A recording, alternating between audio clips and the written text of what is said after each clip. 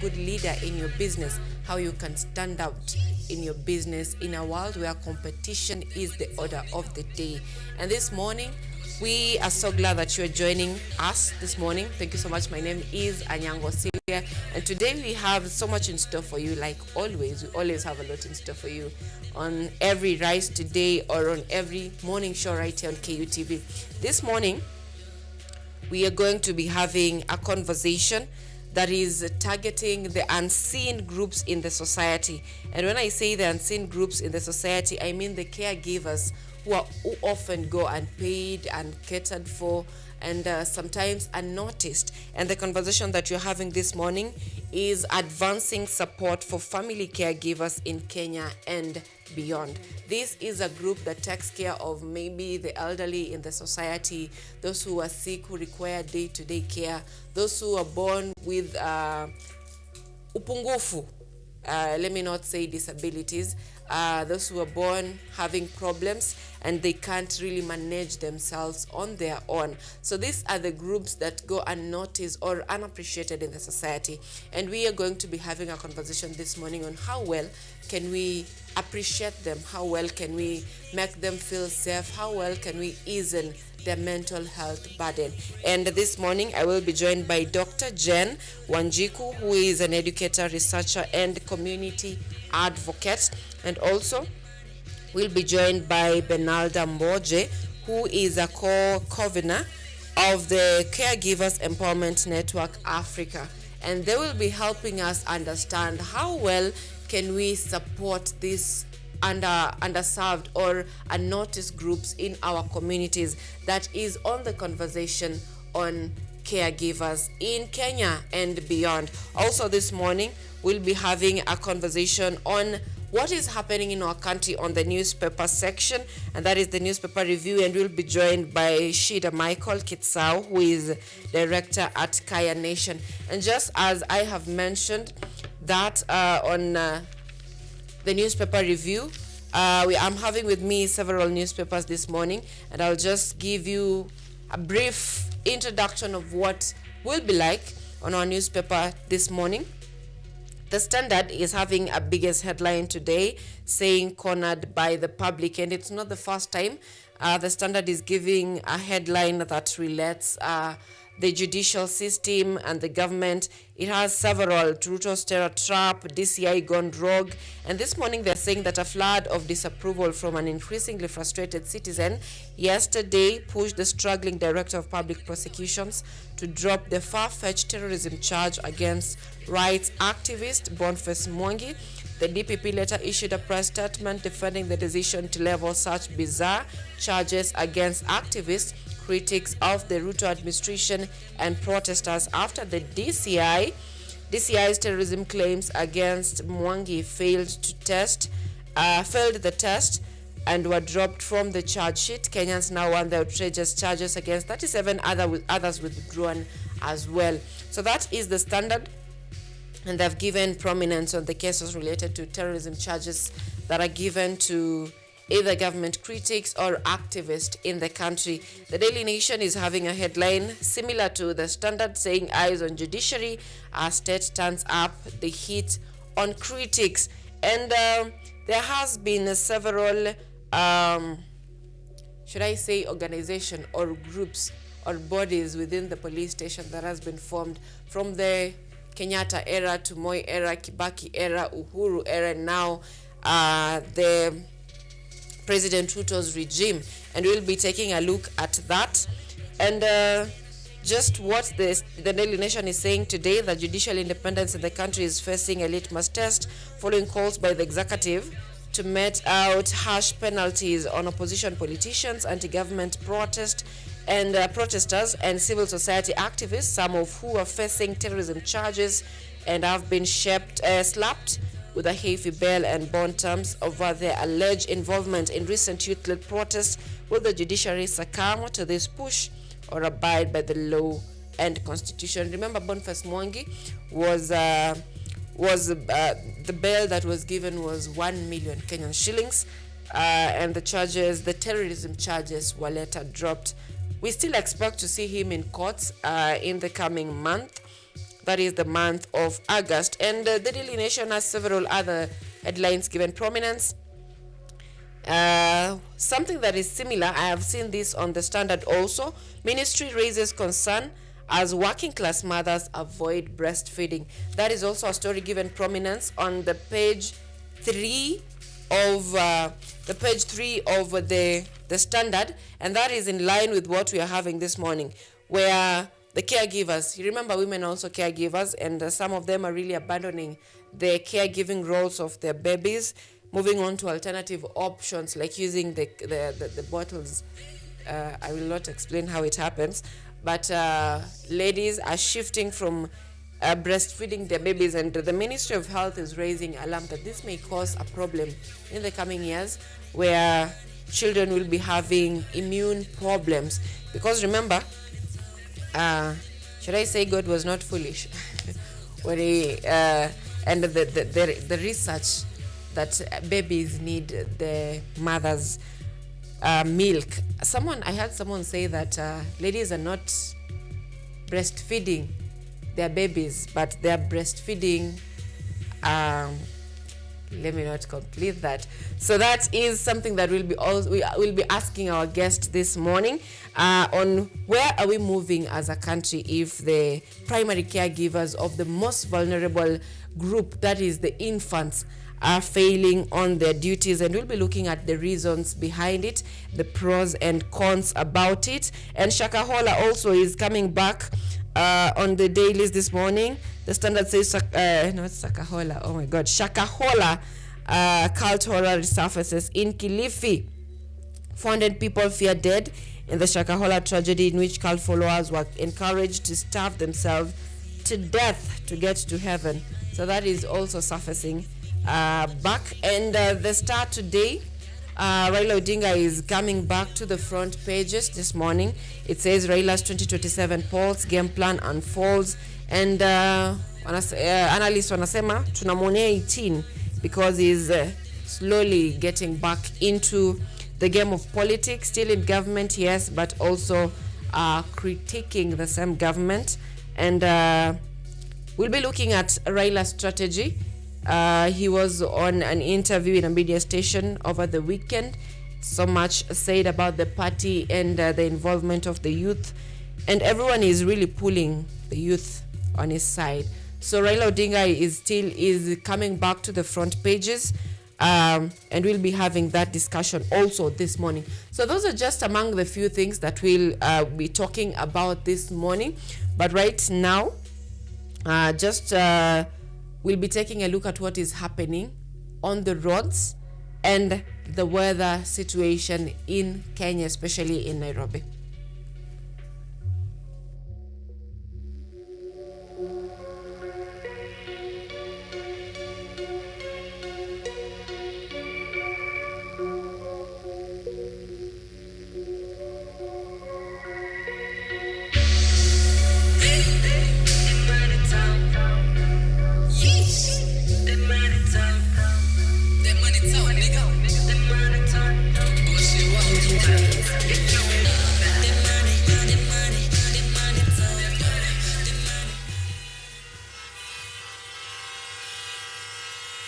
It is 7:42 a.m. on this 22nd day of July 2025, and I'm looking at traffic situation thanks to AI, because it is able to predict by Google the traffic in major roads in Nairobi or anywhere you are. And I'm looking at my map this morning, that is Google Maps, with the help of artificial intelligence, something that we can't avoid as a country or in the world right now. And major roads, I must say, they're looking quite okay this morning.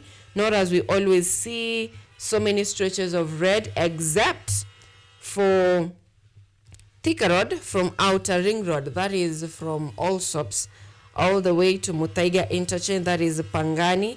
And that means it's affecting those coming from Kiambu Road just before getting to the Pangani Interchange, that is around Muthaiga Square. That is where we have traffic. All the other roads that are leading to town tributaries, they are traces of yellow, that means the traffic is moderate. And those people coming from Kenyatta Avenue joining to Mombasa Road, there's also a slight stretch of red, but most of it is yellow. We always have problems on those people joining Mombasa Road, and the same thing we are witnessing today. Those people who are coming from Bunyala Road, Douglas Way, this is those people who are joining Mombasa Road around Nyayo Stadium. There is long stretches of red, so you can avoid those tributaries to Mombasa Road if you can. Those are just the few areas that we are seeing traffic this morning around. That is around Nyayo Stadium and Thika Road from Outer Ring Road. That is from All Soaps all the way to Pangani. All the other tributaries leading to town are quite okay this morning. So if you can hurry up and make your way to town before traffic gets heavy, good for you. And now the weather situation this morning. We'll focus on the Kenya Met Department report that was released yesterday night, and that is the weather outlook from the 22nd, that is today, to the 28th of July 2025. That is for a period of 7 days, 6 days, 6 days. The weather situation in the country, and Kenya Met says this according to Kenya Meteorological Department. It says that light rainfall expected in parts of Central Highlands and Western Kenya, and cold and cloudy in southeastern lowlands, Rift Valley and Highlands. On temperatures, we are having greater than 30 degrees Celsius in the northeastern and northwestern Kenya, lows of less than 10 degrees Celsius near Mount Kilimanjaro and Central Highlands. And on winds, the country will be receiving strong winds of greater than 25 knots over coast, northeastern, northwestern, and southeastern. If I look at the map that is provided by the Kenya Met Department, counties that will be receiving more than 100 to 120 millimeters of rainfall. These counties include Kirinyaga, Murang'a, Nyeri, Nyandarua, Laikipia, parts of Baringo, Elgeyo Marakwet, Uasin Gishu, Trans Nzoia, and Bungoma counties. Counties that will be receiving less than 20 millimeters of rainfall. These counties include Lamu, Kilifi, Kwale, and basically we are talking about the coastal counties and the northeastern counties. If we look at the temperatures, according to the map provided by Kenya Met Department, counties that will be receiving above 30 degrees Celsius, that will be having or experiencing rather above 30 degrees Celsius. These counties include the northeastern counties, that is Isiolo, Wajir, Garissa. We have some parts of Tana River, Lamu, and some parts of Kilifi. This includes Lodwar and some parts of Samburu. And the counties that will be receiving less than 20 degrees Celsius or experiencing less than 20 degrees Celsius. This includes the counties that I've mentioned earlier. This includes Meru, Tharaka Nithi, Kirinyaga, Embu, Machakos, Murang'a, Nyeri, Nakuru, Nyandarua, some parts of Baringo County, Elgeyo Marakwet, parts of Trans Nzoia County, and Uasin Gishu County. So that is just an overview from the Kenya Met Department. So most of the counties will be experiencing moderate rainfall. That is according to Kenya Met Department. Now we are going to be having a discussion. Our guests are already in studio right here with us for a discussion on caregivers. How well can we include them, or how well can we appreciate them, or should they be having a job group? That is a discussion you're going to be having this morning. And our guest, Dr. Jane Wanjiku Kamau, is in studio with us this morning. And also Renalda Mboja is also with us in studio this morning. So that discussion is coming up shortly after the break. And I forgot to inform you that we are in a campus setup. And most of the time, if kwa wale wamekaziwa, I'm not talking about most of you just decide to involve yourself in bad manners. Most of the people get their first love in campus. And today we are having a very special feature that talks about campus relationships. And this is a really raw experience from people who are in campus, how they manage their studies, how they manage heartbreaks, how they manage the love emotion. And in physics, we say that love is not a feeling. Love is just chemical reactions in your brain. So how well do campus students cope with all these emotions and involve their studies? And remember also, studies show that heartbreak, when you're experiencing heartbreak, your brain registers heartbreak as physical pain. So there's also that situation around it. So that is a special feature that we'll be having this morning also on how campus students manage relationships or love and balancing that with their books. And remember, most of the time when you're going to campus, unaambiwa, make sure you come out with a degree and also with someone. If you don't find love in campus, you will neither find it at workplaces. So we'll be talking about, or we'll be looking at that feature also this morning. That is coming up shortly after the break.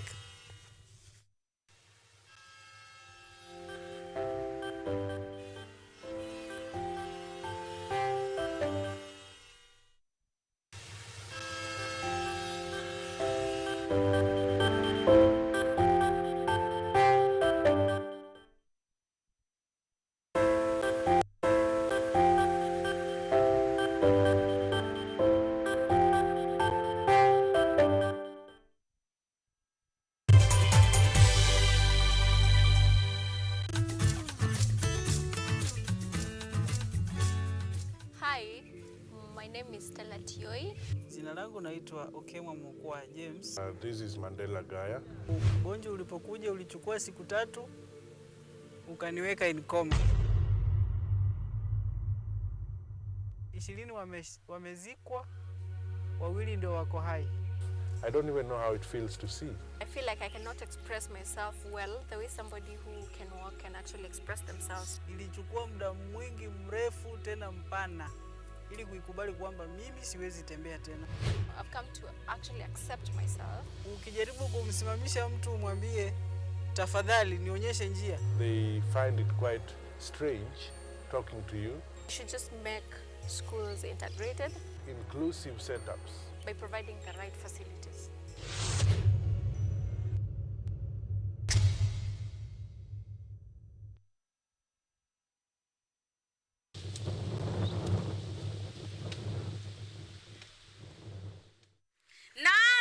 Ungana nami Malkia wa Taarab katika mitindo ya kipwani hapa KUTV.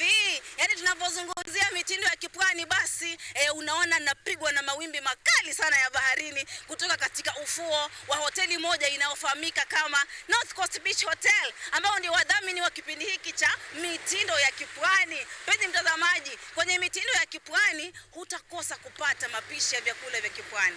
Yaani hapa tunazungumzia vyakula vilivyokolezwa na kukorombezwa. Iliki, karafuu, abdalasini, samaki wa baharini, vyakula vilivyopikwa na kusukwa kwa kutumia nazi. Bila kusahau mazungumzo ya moja kwa moja, mazungumzo ya kusisimua na wataalam tofauti, waandishi wa vitabu waliobobea, watunzi wa kuhani mashairi. Bila kusahau mpenzi mtazamaji, taratibu zetu za taarab na chakacha.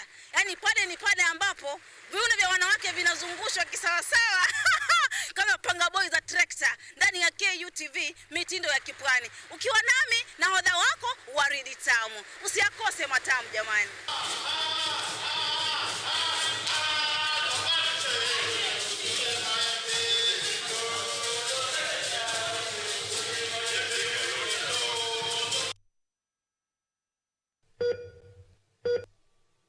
Are you healthy, or rather, do you maintain a healthy lifestyle? According to WHO, health is regarded as a state of complete physical, mental, and social well-being, and not merely the absence of disease. Welcome to Focus on Health, a show on all matters health, wellness, and lifestyle.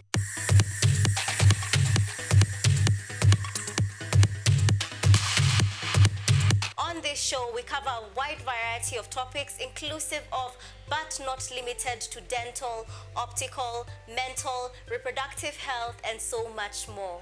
Join me, Joy Bofenda, every Thursday at 7:30 p.m. on KUTV for compelling insights and discussions on all matters health. See you then. Focus on Health, your weekly dose of health and wealth information on KUTV.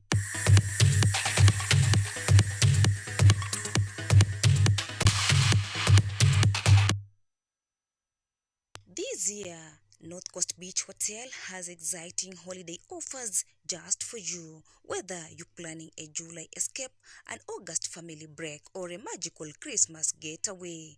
For July special, book 2 nights and get 1 night absolutely free, all for just 17,314 Kenya shillings per person sharing on half board, as you enjoy access to free swimming, a fully equipped gym, guided reef walks, and a complimentary sauna session for each booking. For August family offer, make memories with your loved ones at only 11,543 Kenya shillings per person sharing for a 2-night stay on half board. There's free family entertainment, fun indoor games, and lots of activities for children, plus a 10% discount on all extra services during your stay. For the December Christmas holiday, celebrate your festive season in paradise. Book before 31st October to enjoy our exclusive Christmas deal. Stay 3 nights between 23rd December and 2nd January 2026 at only 34,628 Kenya shillings per person sharing on half board.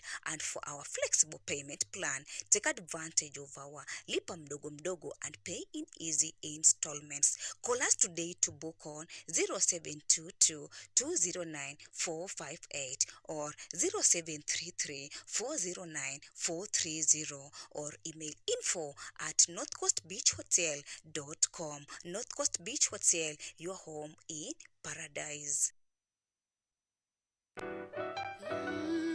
Miti miti, panda panda, panda panda, miti miti. Our planet's future is in our hands. However, there is a threat to the brightness of this tomorrow. On Earth Check, we share the challenges, the solutions, and the hope. I would call this a very momentous day, a very critical day. Every episode, every story, every step we take creates a ripple. Join me, the environmentalist Emmanuel Kutosi, on KUTV every Wednesday at 8 p.m. and be part of Earth Check. Welcome.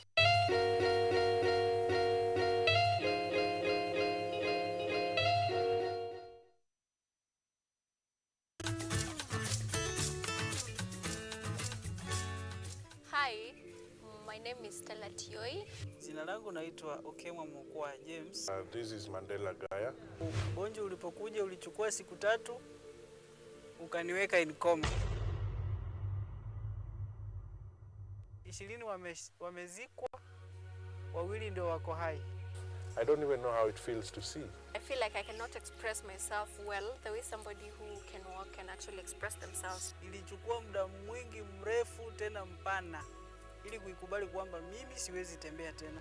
I've come to actually accept myself. Ukijaribu kumsimamisha mtu umwambie tafadhali nionyeshe njia, They find it quite strange talking to you. You should just make schools integrated Inclusive setups. by providing the right facilities.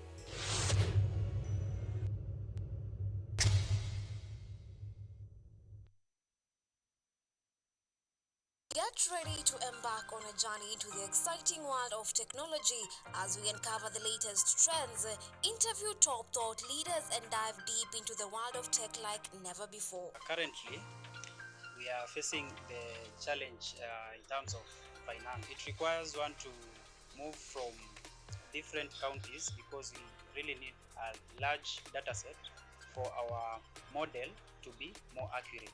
In this new and exciting series of the Technovation Show, join me, Yvonne Kimuma, every Monday 8:30 p.m.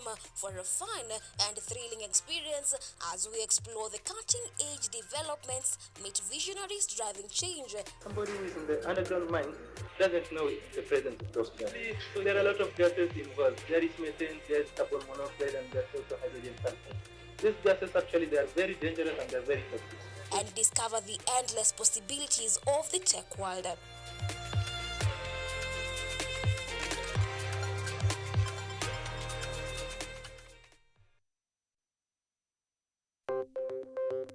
Maelfu na maelfu ya wahamiaji wakiwa na watoto kutoka nchi za Amerika ya Kati wanaendelea kuwasili kwenye mpaka kati ya Marekani na Mexico. Folks, I'm going. Thank you very, very much. I appreciate it. Thank you. Ni habari kutoka pembe zote duniani. Pepopa si vuguvugu. Pepopa ni idea. Tazidi ananyonya, hanyonyi vizuri, anakuwa hayuko comfortable. Jeshi la Jamhuri ya Kidemokrasia ya Kongo linapambana na waasi wa ADF. Kwa sasa wanatoa wito kwa mashirika, makampuni na vile vituo vya uchukuzi. Mambo mengi yatakwenda kama yalivyopangwa. Hapa ni kuna mmoja wa viongozi wa chama cha wavuvi katika eneo hili. Zaidi tunajaribu kuwapa chanjo ili ina boost ama inanyanyua kinga ya mwili. Hiyo inaenda kupelekea kupambana na virusi. Ni duniani leo, Jumatatu mpaka Ijumaa, moja kwa moja kutoka VOA Swahili, Washington DC.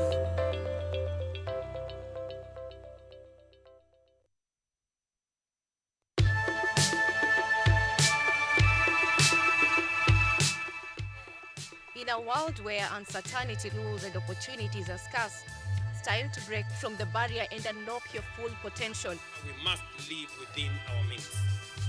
We cannot spend money that we don't have. We will explore the fascinating world of investment, trade secrets, business strategies and entrepreneurship. Sasa challenges ziko mingi sana. Parking ya mzigo imekuwa mbaya. Unaweka pesa yako inakataa kurudi. Whether you're a seasoned investor or just starting out, what you covered with invaluable insights to help you succeed. Now, this year we have seen a rebound in the economy, which is well above the global average of the 3%. Join me, ANYANGO SYLVIA, every Sunday and Monday on KUTV News at 9, and let's turn your dreams into reality.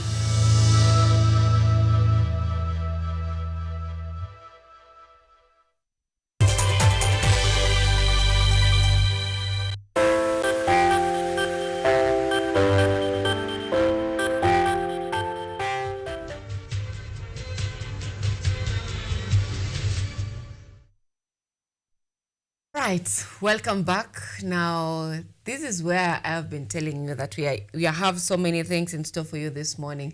And right now, we're going to be having a discussion that focuses on caregivers in our society, a group that is commonly or often left unattended. And most of them are battling mental health issues, financial issues, and unstable state, because often we see them as, we don't recognize their value, let me say so. And to help me unpack this conversation is our guests who are here in studio. I will allow them to give introductions about themselves before we get into these discussions. Karibuni. Let me begin with you. Thank you. Thank you for having us, Sylvia. And good morning, viewers. My name is Dr. Jane Kamau. I am a senior lecturer here at Kenyatta University.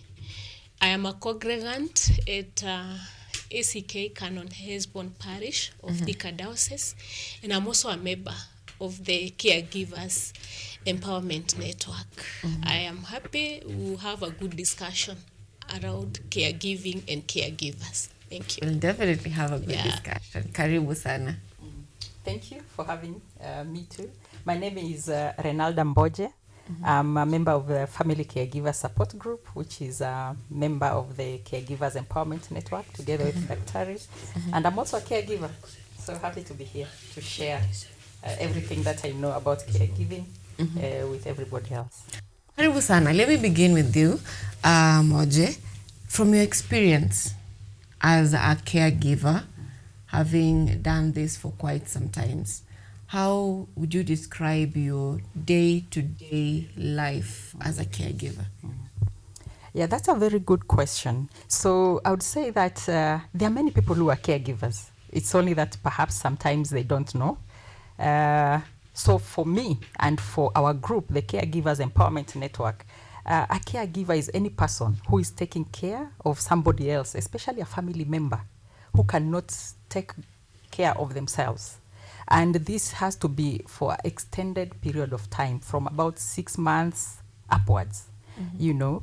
And from our experience, it's people with disabilities, and we're talking of severe disabilities, children or adults. We have the older people with deteriorating conditions. You know, the minute somebody gets, I'm not saying all, but quite a number, the minute they're over 70 upwards, then it becomes a challenge to take care of themselves. They become sickly and such. And then, of course, those with long-term illnesses, mainly called non-communicable diseases, just to mention but a few: cancer, hypertension. There are people whose just blood pressure is always skyrocketing, and it has to be managed fully. And you find that as a family or unpaid caregiver, in such a setup, most of the times you dedicate so much of your time to caring for this person at the expense of your own life. If you are a working person, a working mother, just like what we've been talking I think off camera, if you are a working mother, then unfortunately you have to take part of that time to care for this person. So if you have a family, and from our group, majority of us have families, you know, because majority are from the age of 25 to 59 who are caregivers. They have families. So what happens to your family? So it's the challenges that are surrounding this person who has to dedicate so much of their time caring for this person who is a caregiver. Thank you. Thank you so much. It looks like a very hectic job to do. Daktari, from your end, how would you describe caregiving? Is it something that you have done before? And if so, how is the day-to-day activity? Thank you, Sylvia. Yes, I'm also a caregiver. And from where Leonardo has talked, the off-camera discussion, I am a mother of 2. And to date, I am a caregiver to my children. I'm actually a caregiver to many people. And previously, I have been a caregiver to my late mom. And the duties of a caregiver are such that they are unprecedented. It's not like anything you prepared for. You know, when an illness strikes, when disability strike, when old age sets in, and especially for disease, when disease strikes, no one prepares you for the role that you are taking as a caregiver. No training happens around a severely sick patient. Like my mom died of dilated cardiomyopathy.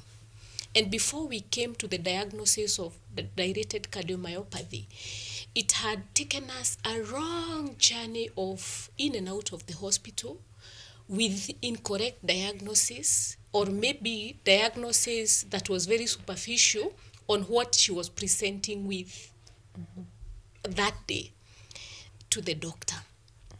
Okay?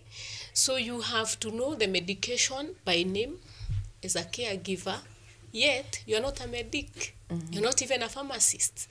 But because the doctor has said she has to take this medication 3 times in a day or many times in a day, you have to know which medicine is to be administered when. All right? So the role of caregiving, I would say, it takes you to a space of non-preparation. It's not like work where I'm working, because for me to get to where I'm working at KU, it has taken a lot of training through the years. But for caregiving, when it presents, you have to show up. And you show up with no knowledge. You run on the job. Sometimes it gets very difficult. You become the center of communication, and especially if you are the primary caregiver. And by primary caregiver, I mean you are the one who is mainly staying with the person who is receiving care. Okay, so everybody in the family wants to get any slightest information about the person you're taking care of. Sasa unakuwa mtu wa communication. Who taught you how to communicate even very sensitive information? No one. And you still want to safeguard the integrity of the patient. So you don't know how much information to give about the patient that you're taking care of. So it's a space that is gray. You just find yourself into it. It's like being thrown into a deep end of a swimming pool, yet you have to find your way to the surface. That's how I would describe caregiving. Now that we are talking about experience, Ramalda, you've taken care of a relative since 2018. And this is something that is a medical condition. How did you manage it without prior experience of being probably a nurse? Yeah. How am I managing it? Because I'm still taking care. So I'm taking care of my mother. I truly love her. She's a great lady. She brought my siblings and myself up, and she's a great lady. Let me start from that. But unfortunately, at some point, she got arthritis, which has now rendered her disabled. So I live with her. From around 2020, been living with her under the same roof. And that's what Daktari means by primary caregiver, mainly the person who is living with the care recipient under the same roof. It has not been an easy journey. I thank God that I have a very supportive family, especially the siblings. My siblings are really, really supportive. So starting with the medication, going to the hospital, you go to the hospital. If you're working, most of the time it takes like a whole day, at the hospital. Maybe you've just asked for a few hours off, but unfortunately, go for this test, go for that test, wait for results, wait to see a doctor.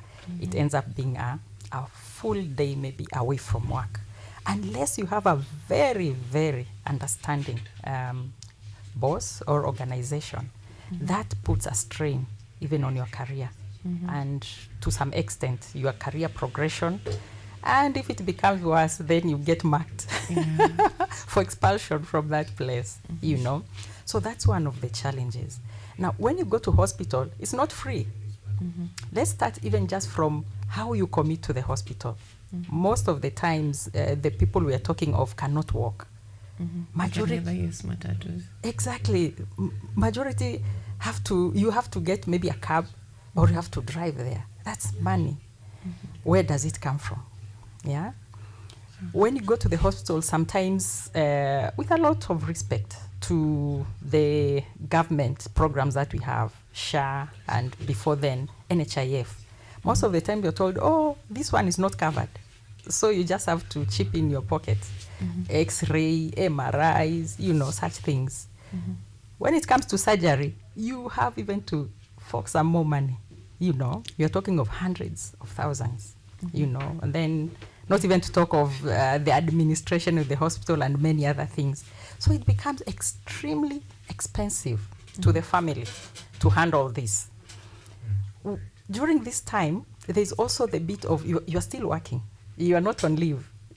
If you are lucky enough to have formal employment, maybe you've completely used all your leave days. So what happens? You still have to go see this person in hospital, on and off. That puts a big burden in your mental health, because you are maybe at your desk and you're wondering, hey, how am I going? How is she doing? I'm not able to speak to her.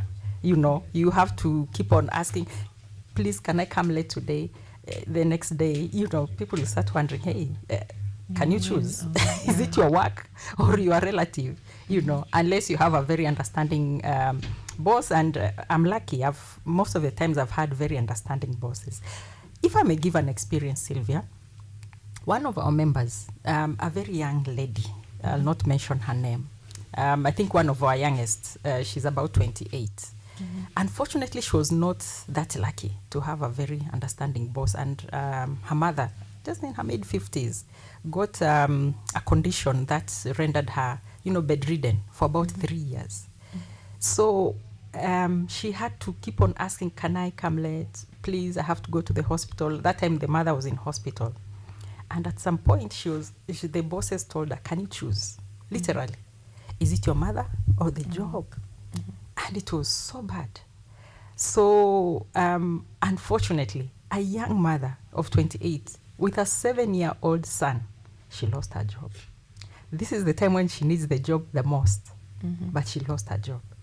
So one of the things, I'm sure we'll get to that at some point, but one of the things that we are really, really hoping to do as a network is to create a lot of awareness about this burden of caregivers, so that anybody who is managing others, whether they are a boss, whether they are an employer, we are talking of institutions, including the human resource management institutions, please know that there is something like caregiving, and don't let it be a point where so many people, especially ladies, lose their jobs. Yes. All right. Now, how then do relatives balance? This is especially when caregivers are relatives, because there are situations where the family differs. You want to take mom to Aga Khan. The other sibling says, no, we are not taking mom to Aga Khan. You're like, I'm the one who knows her.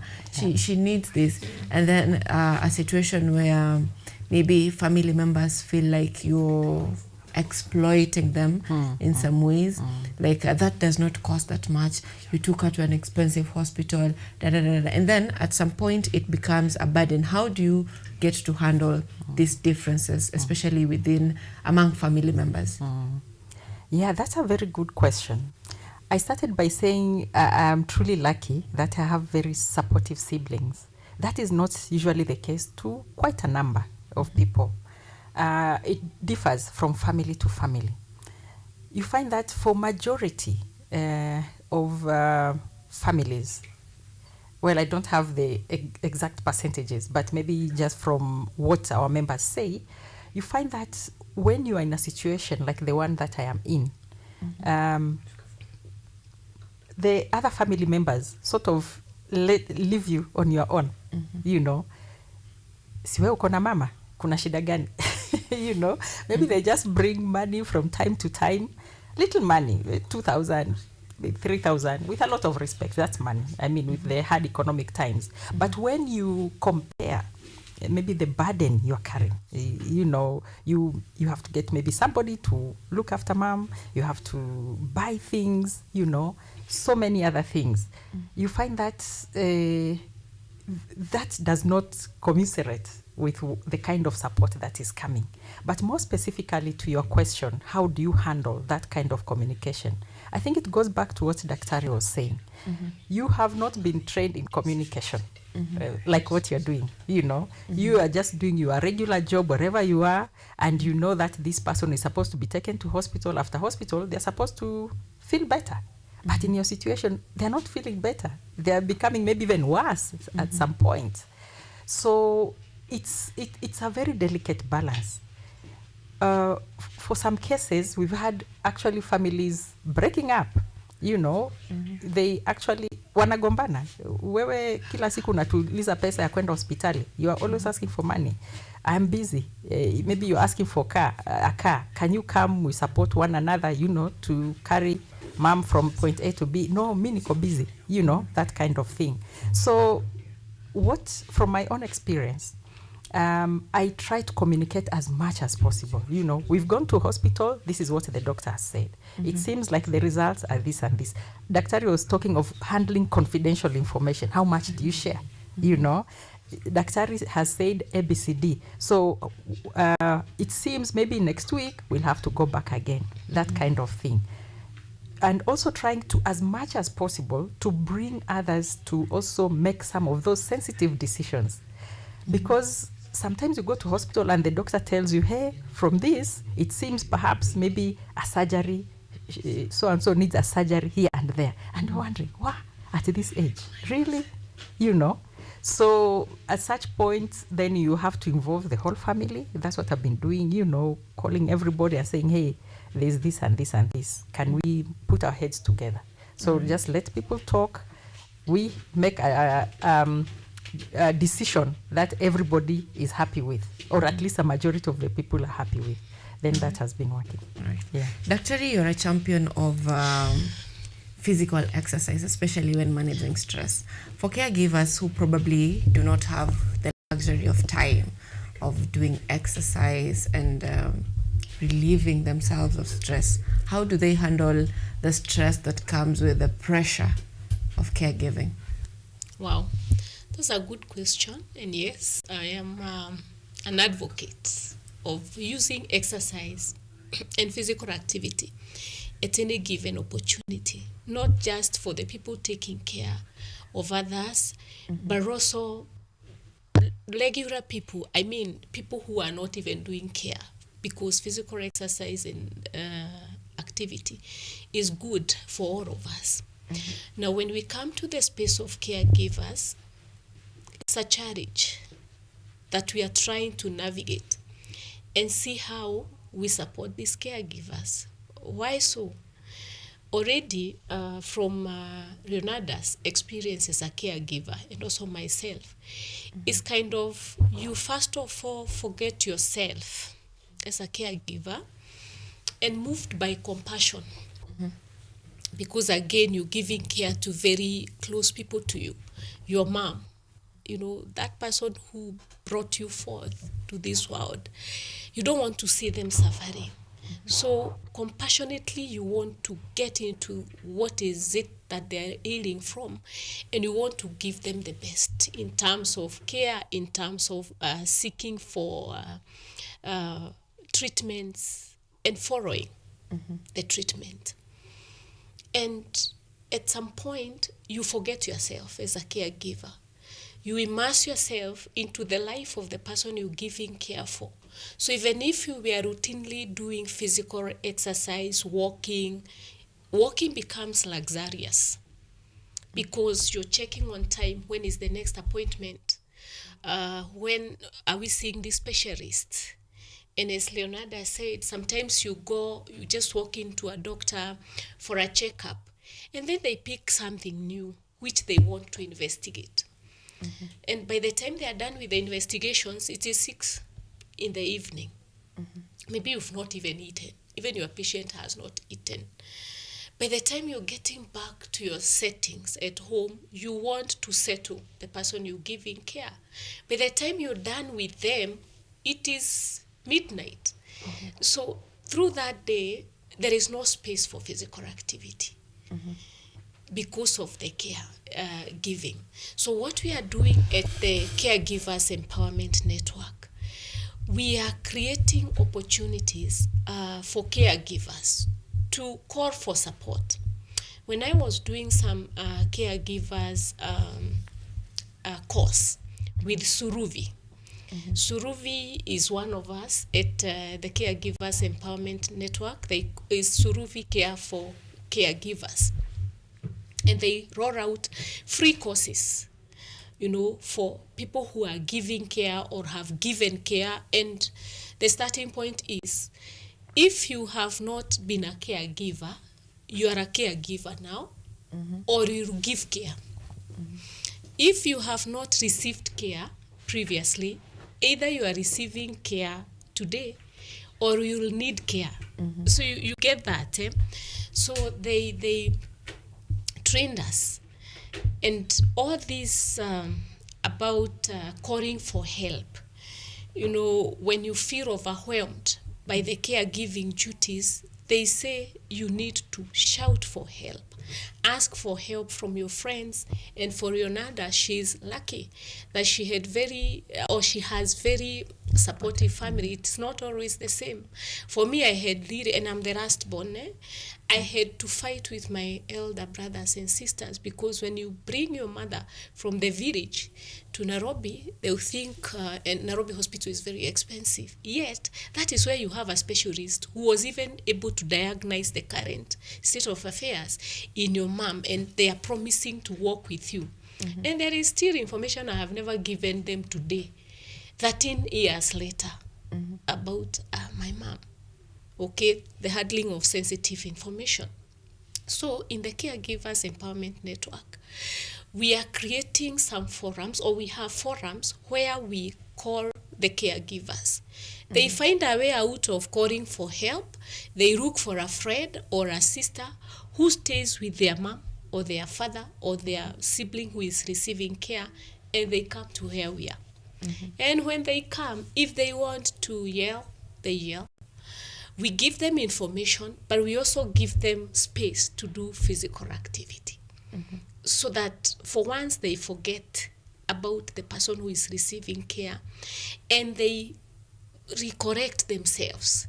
And they also realize themselves that if they continue with this space of keeping yourself aside, forgetting yourself and sidelining your needs, physical, spiritual, and social, it may be counterproductive, because no sooner you are done with the person you're giving care, you'll be an approaching care recipient yourself. Because when you plunge into depression, when you get into any NCD related to physical inactivity, you'll become a care recipient. And that way will not be able to deal with this. It will be like we are moving in a cycle of care. I am a caregiver. Tomorrow I'll be a care recipient. So whoever takes up my giving care to me, okay, they at some point after giving care for me, they will also become caregivers. Then we might remain in that vicious cycle of always giving and needing care. So about promoting physical activity, the caregivers, we are actually doing a lot with them when they come to our spaces. There is also Faraja Cancer Support Trust. And it's also part of our network, all right? Here we even teach physical activity online. Right, last week on Tuesday, I had one of my very good students who is currently attached to Faraja Cancer Support Trust. And I sat in a meeting on Wednesday afternoon when she was giving instructions for physical activity to cancer patients and their caregivers from their settings, because you are allowed to either come physically if you are able within that forum, and if you are not able to, we have a way of doing it online. And so there is that which is coming up with all these caregiver support groups, or even chronic condition support groups like the Faraja Cancer Support Trust.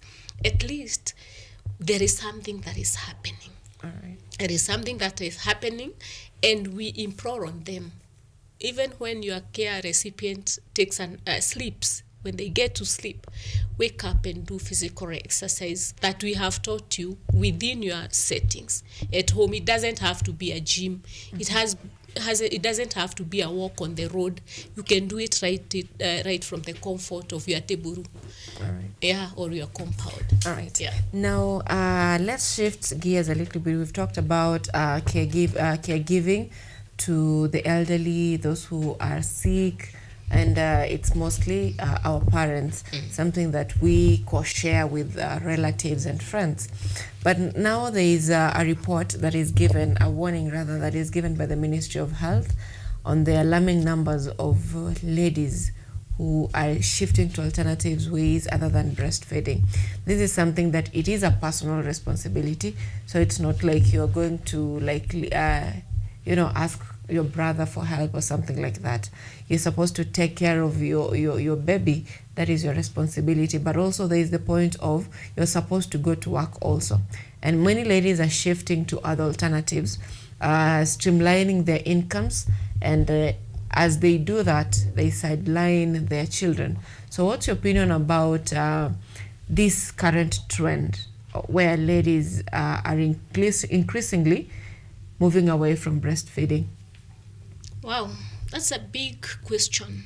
And I like the fact that even the ministry is picking it up, because it's a real situation. It's not there in America or in the UK.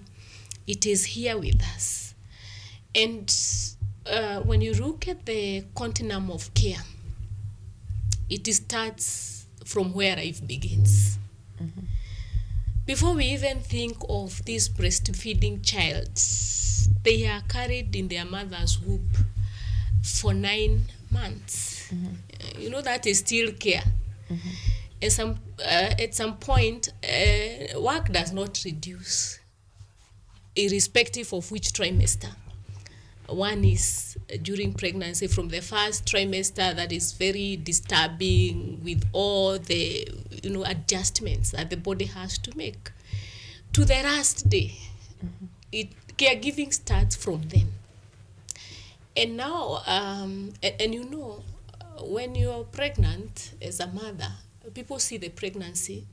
And sometimes when you get into a matatu, you be lucky if somebody says sit so that I can study and you be comfortable.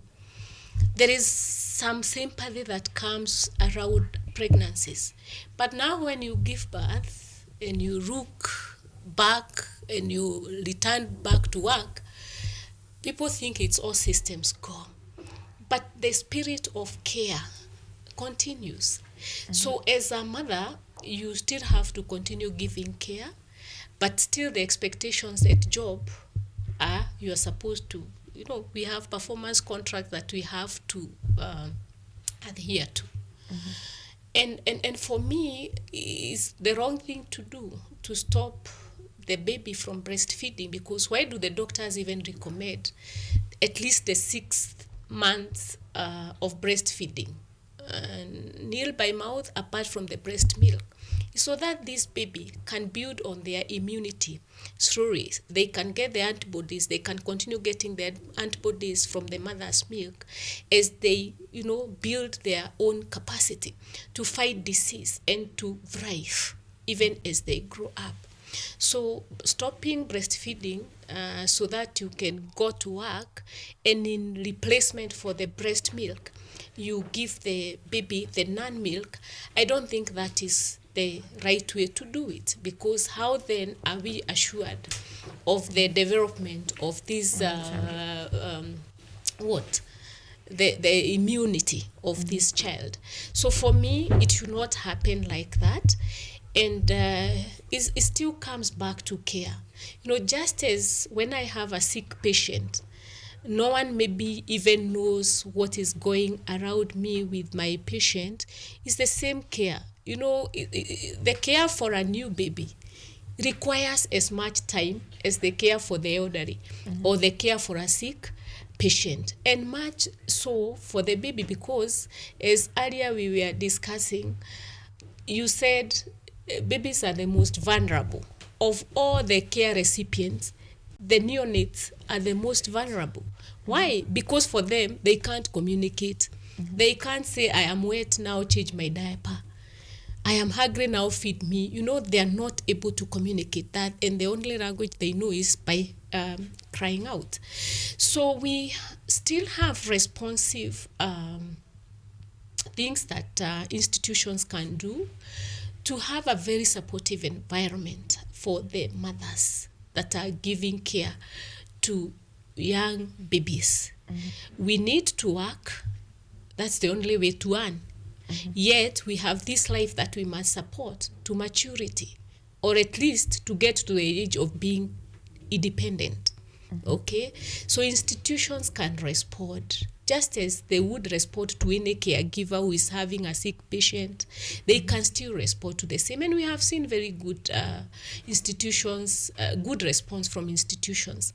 I am privy to information about Equity. How they handle their young mothers is not the same way they handle those that are not giving care to young babies.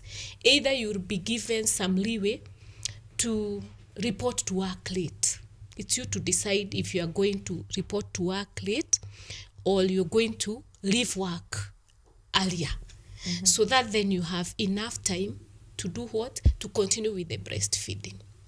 And we may advocate for the same, that institutions also become sensitive and supportive to mothers that are nursing, so that then they get that leeway to find time and breastfeed their children.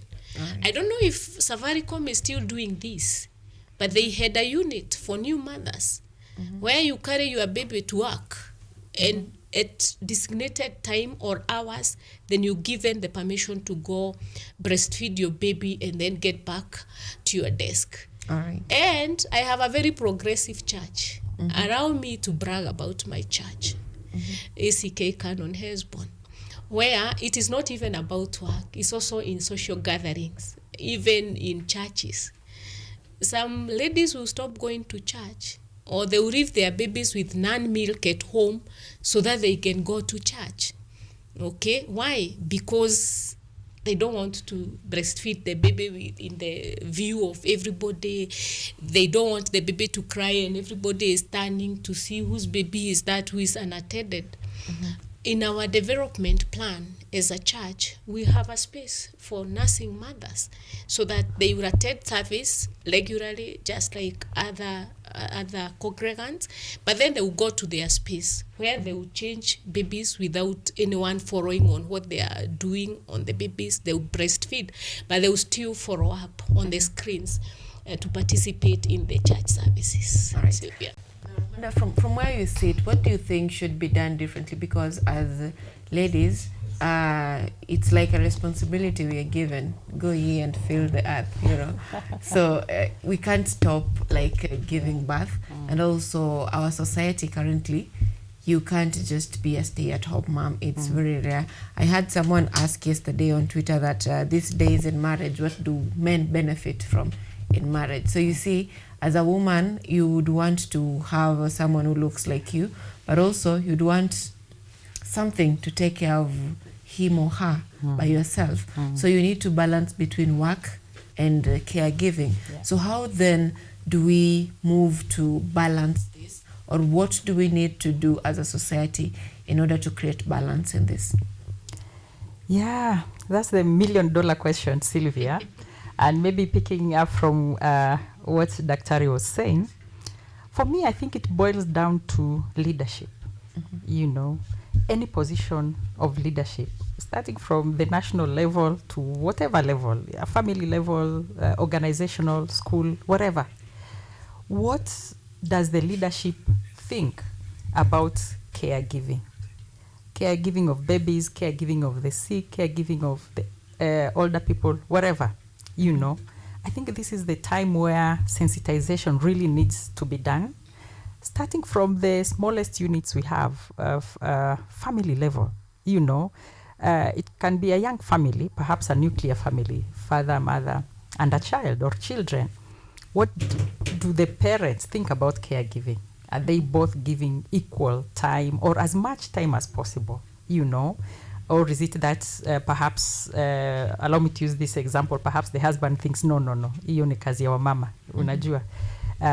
Not even supporting the lady, even if it's just holding the baby for a few minutes for the lady to sleep a bit. Maybe the lady has been crying the whole night. Are they taking turns, you know, to take care of the baby? I would imagine a man from such a setup, when they go to work and they're in charge of other people, if a lady is in his team who is talking of a baby who needs to be taken care of, this man would be sensitive. You know, oh, okay, I'm helping my wife. Maybe this lady also needs a bit of help. They need time away, you know. It all boils down really to prioritizing care at whatever level. We are human beings, like what Daktari talked of, the continuum of care. Starting right from conception all the way to death, you know. These are different stages. Maybe as young people from the time of one is about 15 all the way to 35 or 40, they don't need that much care. But after that, then issues of care start setting in. These are things that we really need to plan in our institutions, that if you are working or interacting with a certain age category, they need time maybe away for care.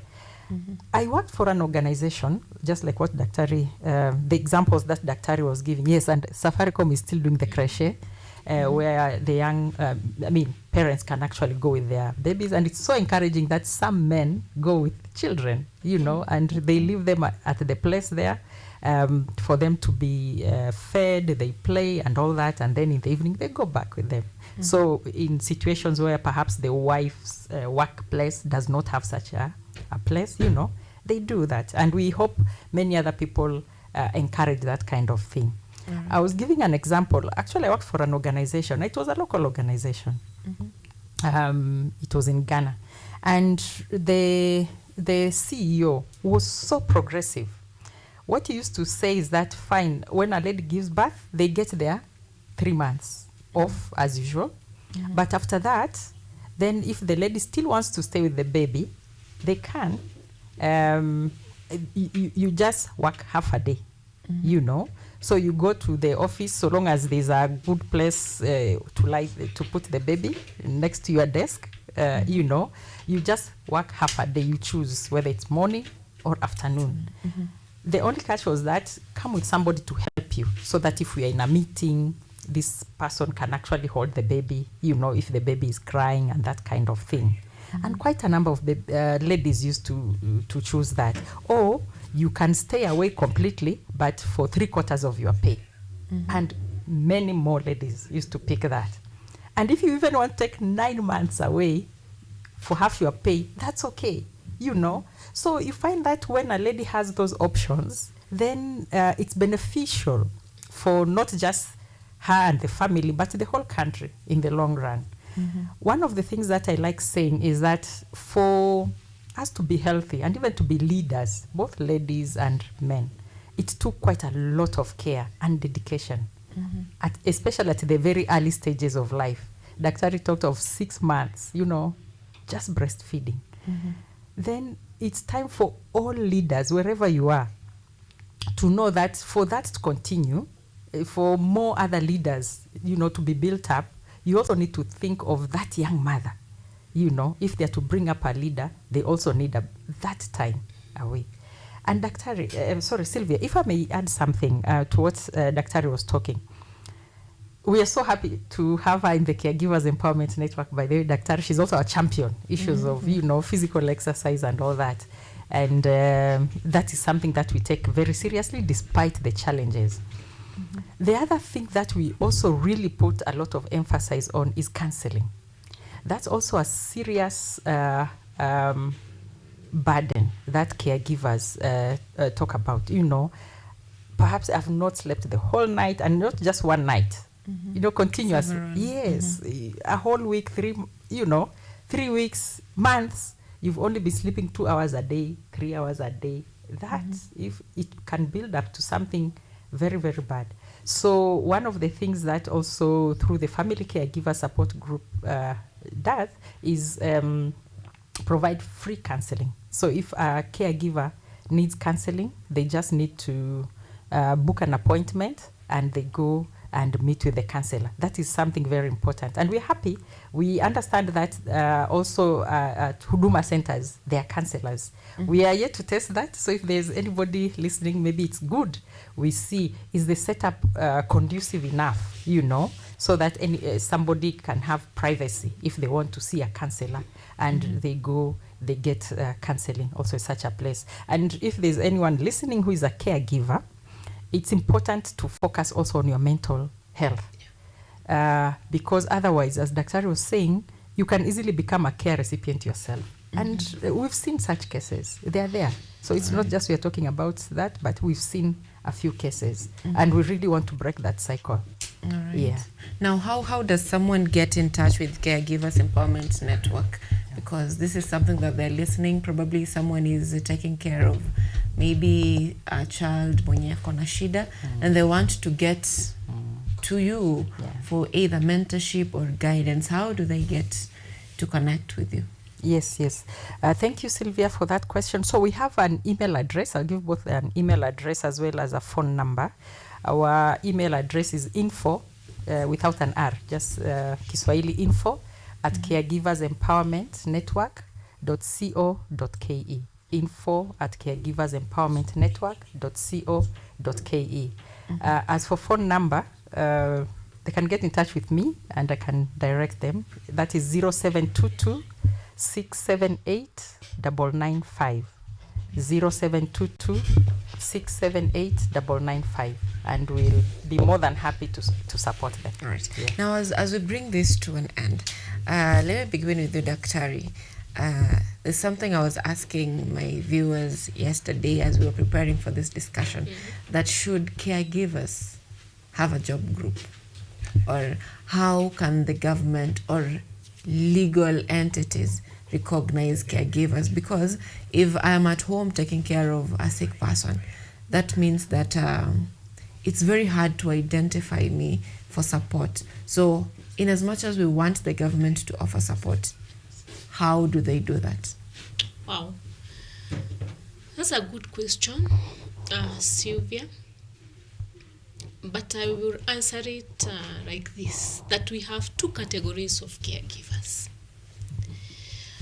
Besides the primary or secondary, or the other one is the one who comes third. After the first, second, and there is the third person who sits a distance and is also supporting the secondary or the primary caregiver. Besides that categorization, we have the category of paid and unpaid caregivers. For the paid caregivers, they go through a curriculum. They are trained on how to give care.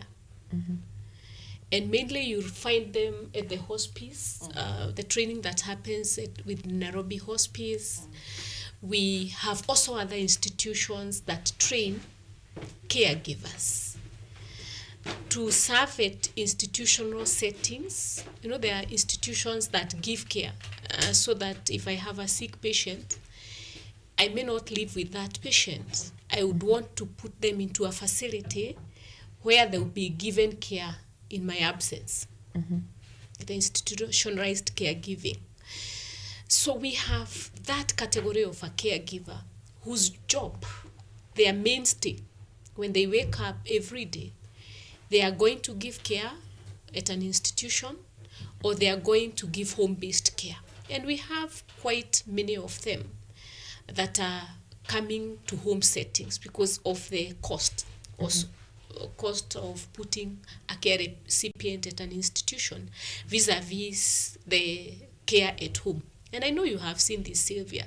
Sometimes when you have very wrong time sickness, like ICU cases, you may get a patient determining to stay at the comfort of their homes, have a nurse who is attending to them. Sometimes they even have visiting doctors within their home settings.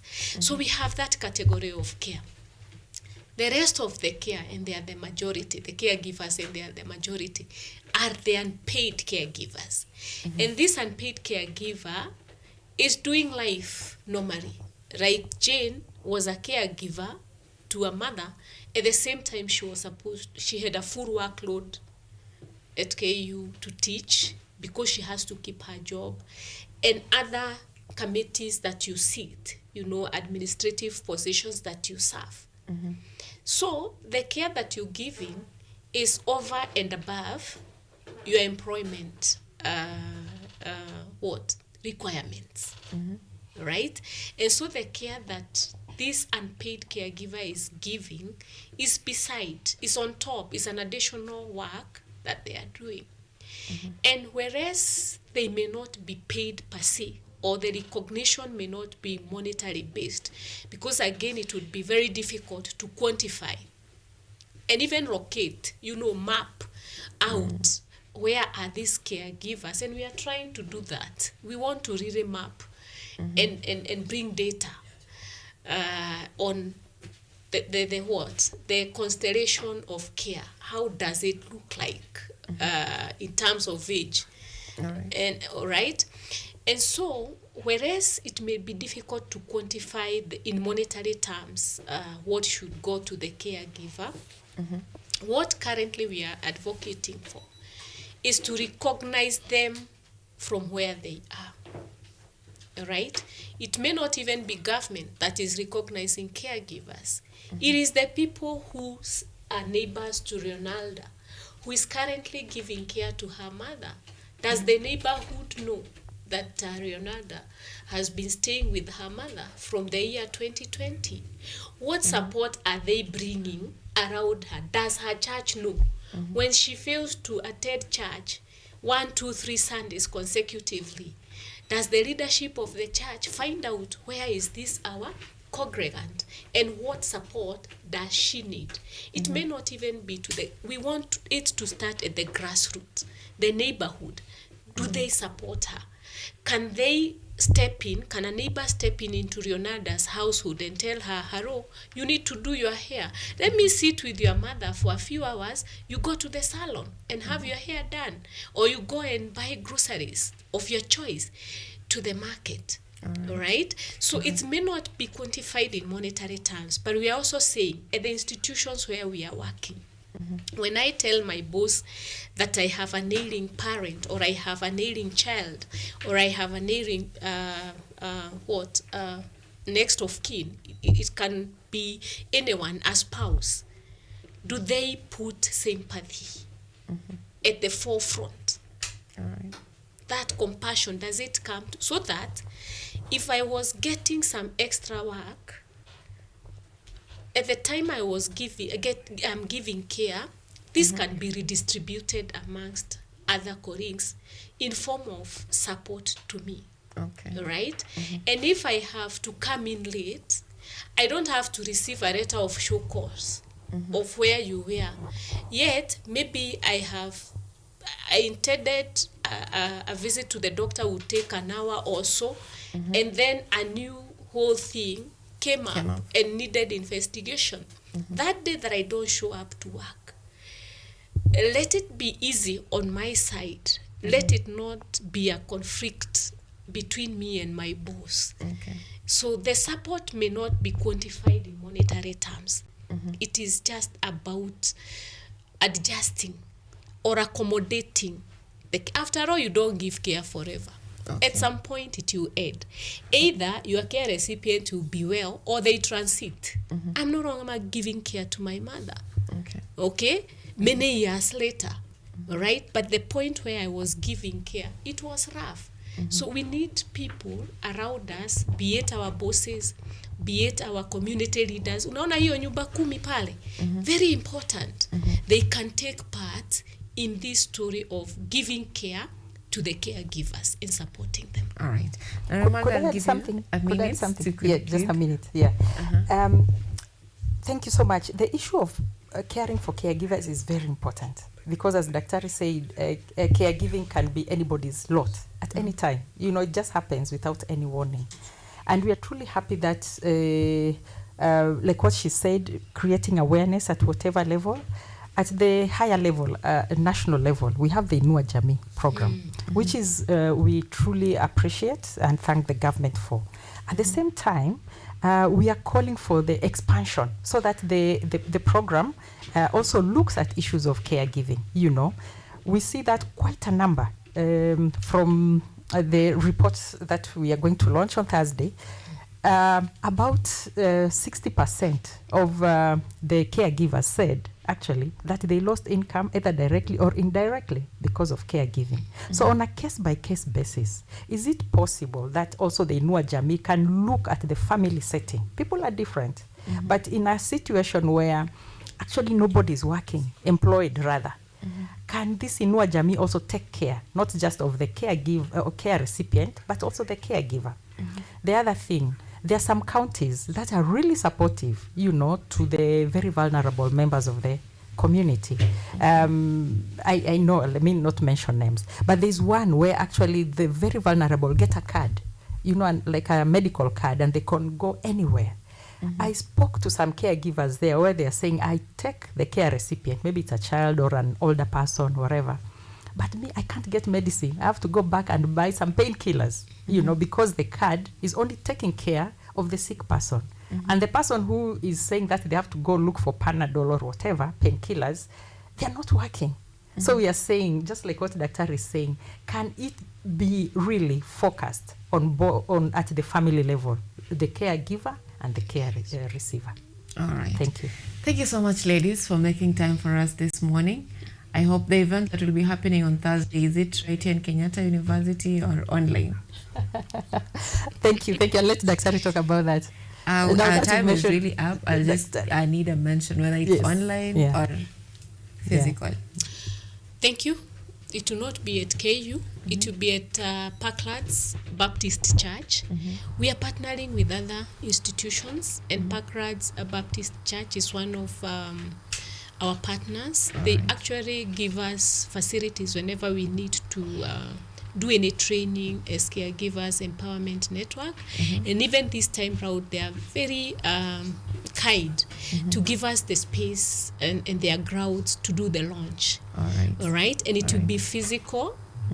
So we'll have people attending physically to the launch. We're also looking forward to having some online participation as well. Yes. Okay. Thank you so much, ladies, for making time for us this morning, right here in Biashara Tuesday. It is something that is dear to us because anything that affects businesses is something that we take dear right here in Biashara Tuesday. Now, that has been Dr. Jen Wanjiku Kamau, who is an educator, researcher, and community advocate. And also we are joined by Renalda Mboje, who is a co-convener of the Caregivers Empowerment Network Africa. Thank you so much, ladies, for making time for us this morning.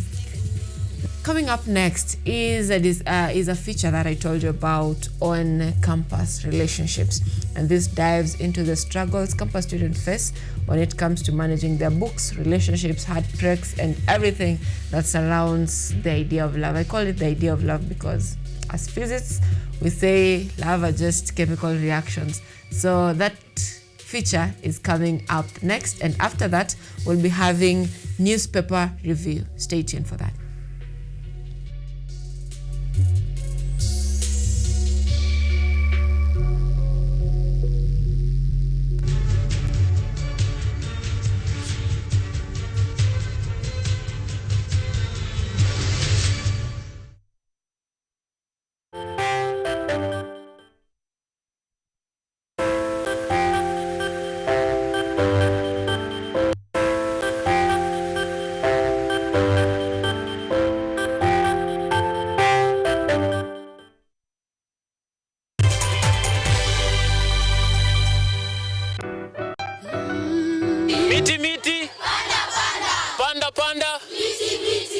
Our planet's future is in our hands.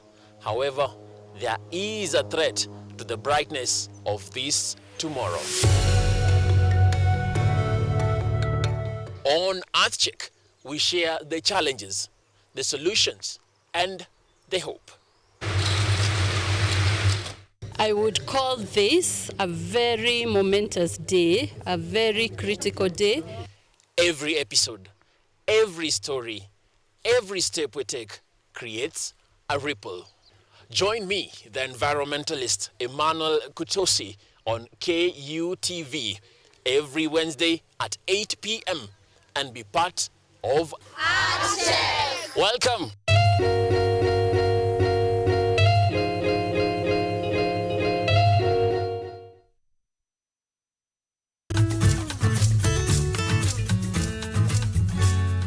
Hi, my name is Stella Tioi. Jina langu naitwa Okemwa Mukwa James. This is Mandela Gaya. Ugonjwa ulipokuja ulichukua siku 3 ukaniweka in coma.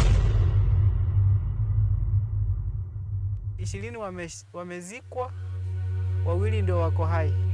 I don't even know how it feels to see. I feel like I cannot express myself well the way somebody who can walk can actually express themselves. Ilichukua muda mwingi mrefu tena mpana ili kuikubali kwamba mimi siwezi tembea tena.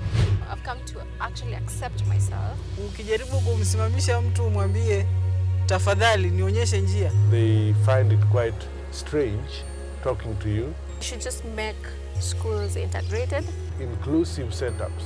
by providing the right facilities.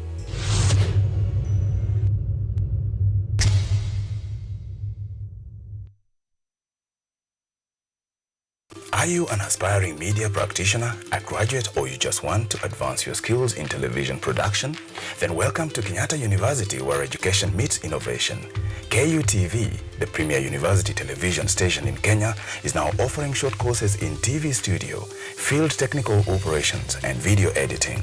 Through these courses, you will acquire hands-on skills on camera operations, media production, lighting techniques, audiovisual editing, and sound and visual control, and how to operate key equipment in modern TV control room. Enroll today at KUTV and discover your full potential in cutting-edge TV broadcasting. Graduates of these courses will receive professional certificates. For more information, visit our offices at KUTV studios or call us on 020-870-4252 or 020-870-4255 or SMS us on 0739-110-544. KUTV, a new experience.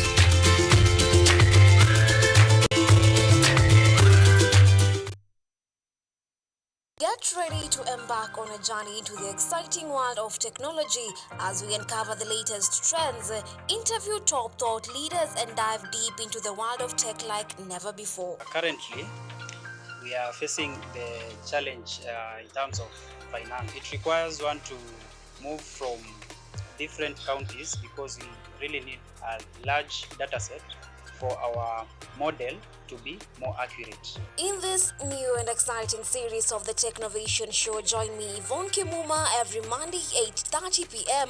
for a fun and thrilling experience as we explore the cutting-edge developments, meet visionaries driving change. Somebody who is in the underground mine doesn't know the presence of those gases. So there are a lot of gases involved. There is methane, there is carbon monoxide, and there's also hydrogen sulfide. These gases actually, they are very dangerous and they're very toxic. And discover the endless possibilities of the tech world.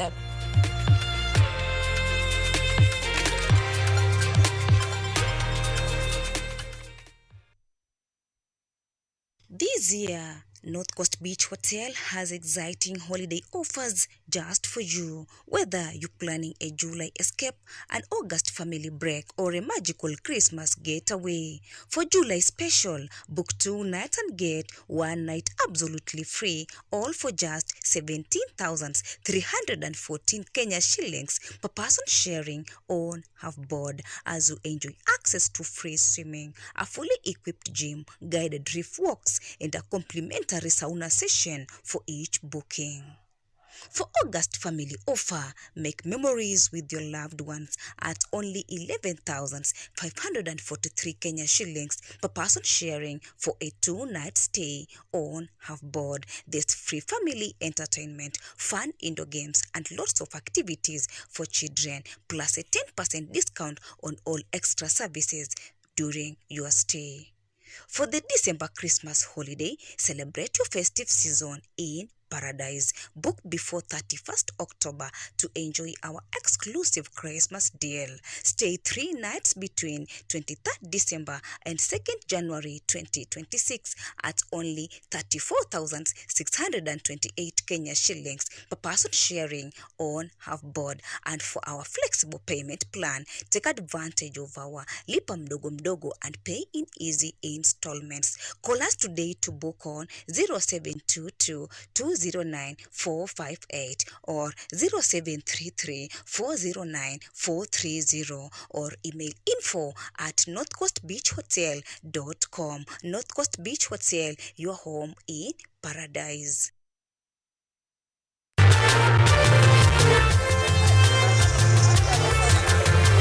Ni nguzo na uso wa jamii. Kupanda shuka akawa tuzo, ukakamavu wake ukatii na kumfanya mwenye bidii. Kwa machozi na makeke akabaini jinsi ya kuwini. Huyu ni mwanamke ngangari kwa jinsi alivyo ng'ari. Mimi ni mwanamke mwake. Usikose kutazama kipindi cha mwanamke mwake, nami Caroline Kimwele.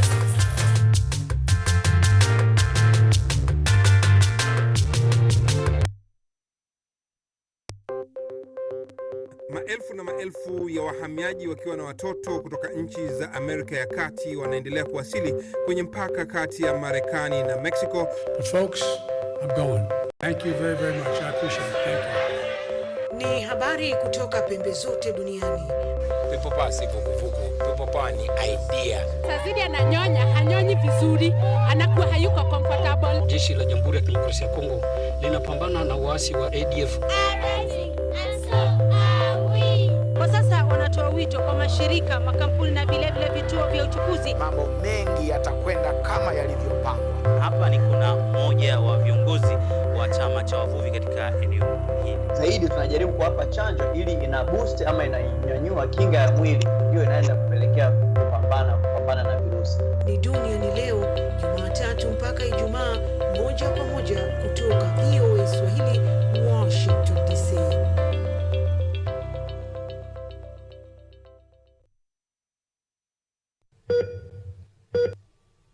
Are you healthy, or rather, do you maintain a healthy lifestyle?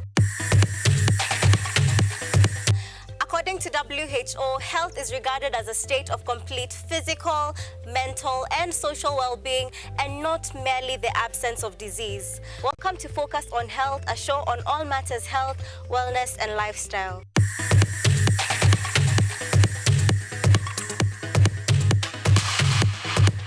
On this show, we cover a wide variety of topics inclusive of, but not limited to, dental, optical, mental, reproductive health, and so much more. Join me, Joy Bofenda, every Thursday at 7:30 p.m. on KUTV for compelling insights and discussions on all matters health. See you then. Focus on Health, your weekly dose of health and wealth information on KUTV.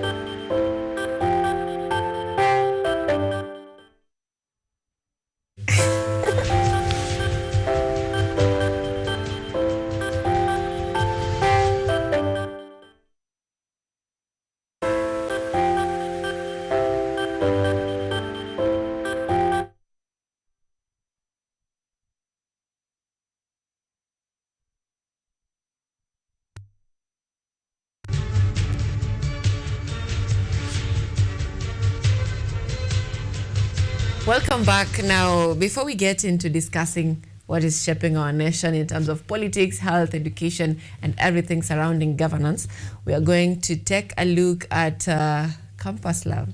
And I'm being told that we'll be having that later on. So right now, we are getting straight into the discussion on the state of our nation, and that is on newspaper review. And this morning, I'm joined by gentlemen. Before we have had a discussion on caregivers and how well we can help them as a society, two amazing ladies who are joining us. And right now, I'm joined by very energetic gentlemen, I must say.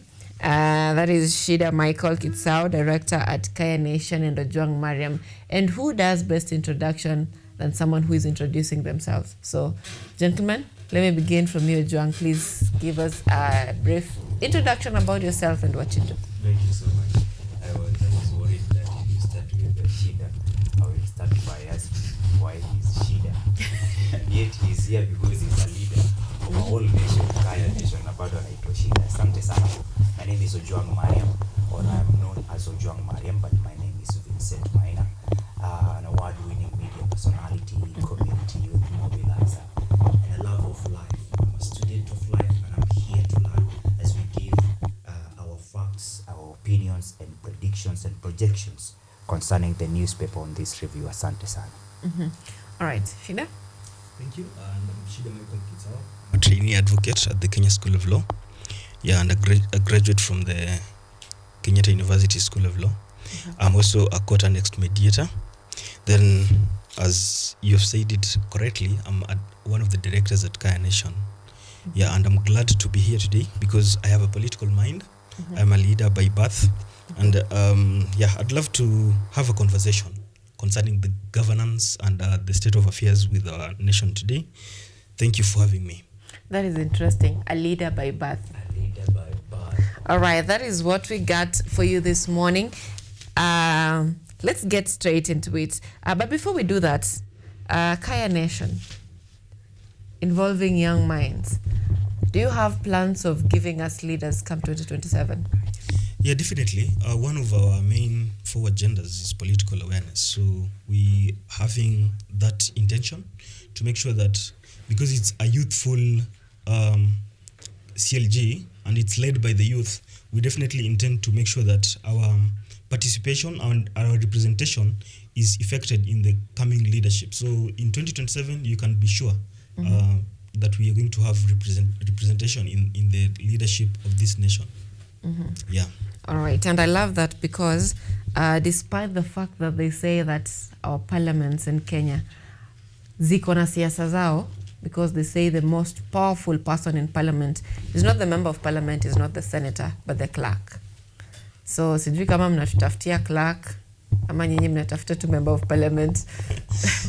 Speaking about clerk, I think that's more administrative. It's a role that's more administrative and it's more permanent because those are governed by, are regulated by the Parliamentary Service Commission. They are not elective. So for that, I think it will be on merit. So if we have one who is fit, then why not? If it's up for grab. You should prepare one for it because you might want your bill to be passed in parliament, but clerk aseme, unajua nini? Yako atutaki. All right, now let's get straight into the discussion on our dailies this morning. I have three newspapers today. I have the Daily Nation, I have the Star, and also I have the Standard. And to look at the Daily Nation, a discussion similar to that of the Standard, saying eyes on the judiciary. And this is related to what happened yesterday, where Boniface Mwangi was released, or the charges related to terrorism were dropped, and there are several others who are demanding the release of 37 others. So if I look at the Daily Nation says, eyes on judiciary as state turns up the heat on critics. It says scales of justice, judicial independence in the country is facing a litmus test following calls by the executive to mete out harsh penalties on opposition politicians, anti-government protesters, civil society activists, some of who are facing terrorism charges and have been slapped with heavy bail and bond terms over their alleged involvement in recent youth-led protests. Will the judiciary succumb to this push or abide by the law and the constitution? A similar story given prominence on the Standard, which says, cornered by public, a flood of disapproval from an increasingly frustrated citizenry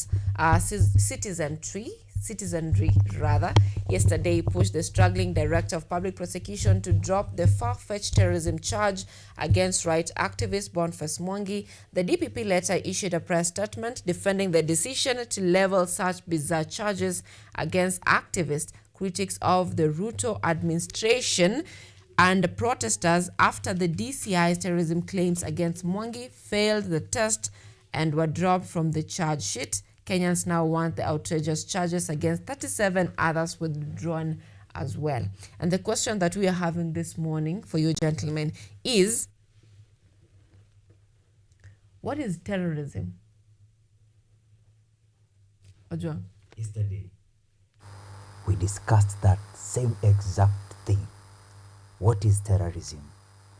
And the reason was because of the Standard headline, DCI gone rogue. We were here with the blue smile, and stars are aligning that even today we're having someone from the coast. And I asked Blue Smile, what is terrorism? Because I was against the idea of charging Boniface Mwangi with terrorism. To a point hadi tunaulizana, kwani terrorism ni nini guys? Anashikwa akona tear gas canisters zenye alichukua huko maandamano. These are things ukiingia kwa nyumba za majezi utapata. Hata live bullets, but ni vitu uliokota huko hivyo. And you call that terrorism. From the movies I've watched, let's assume I'm a foolish guy. From the movies I've watched, suspects of terror, kila time wakikujua na SWAT team, nani wengine wanoma, CIA, FBI, lazima wako na tubom huko, or something that can cause harm to a building. Tear gas, unaitwa terrorists. Wewe mwenye unaitwa terrorist, bado umeenda mpaka kwa mainstream media ukielezea vile ulipanga maandamano, because it's your right and it is enshrined in the Constitution of Kenya 2010, Article number 37. Something even the governor of James Bob Agriorengo. I said, acheni kukula watoto wenyu hivi.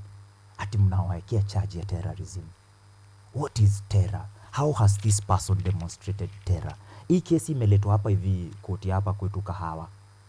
And the judges were like, yo guys, this is not terror. And if Boniface Mwangi is not charged with terror as per now or terrorism, why do we have 37 other youths who are not able to raise $1 million bail or $1 million bail or something like that, still in courts because of terrorism, because of arson? And then ukingia kwa the same gazeti hiyo ya Daily Nation, unaangalia other people who have been charged with terrorism, includes Kawajiro, includes Wanjiko Thega. Hawa ni watu wako hapo hivyo kwa DCP. But the suspect wenye wako aligned hapo chini kama watu hawa ndo wako walichoma are not from that community, meaning these goons were ferried to come and cause terror. But you are picking mwenye anajulikana. If ufai kupick mtu kama huyu mwenye anajulikana umwekee charges kama hizo zenye ni za lame, people will see you as a fool. The kind of dramas the Kenya Kwanza government is doing are portraying them in bad faith. For example, unaingia kwa maandamano, goons waliloot, and then unachukua IDs unazieka hapo, unasema hizi IDs zote ni za watu goons wenye waliloot na tutawashika mmoja kwa mmoja. And you're doing that on mainstream media, and you are a lawyer, and you are older than Kinashida hapa hivi.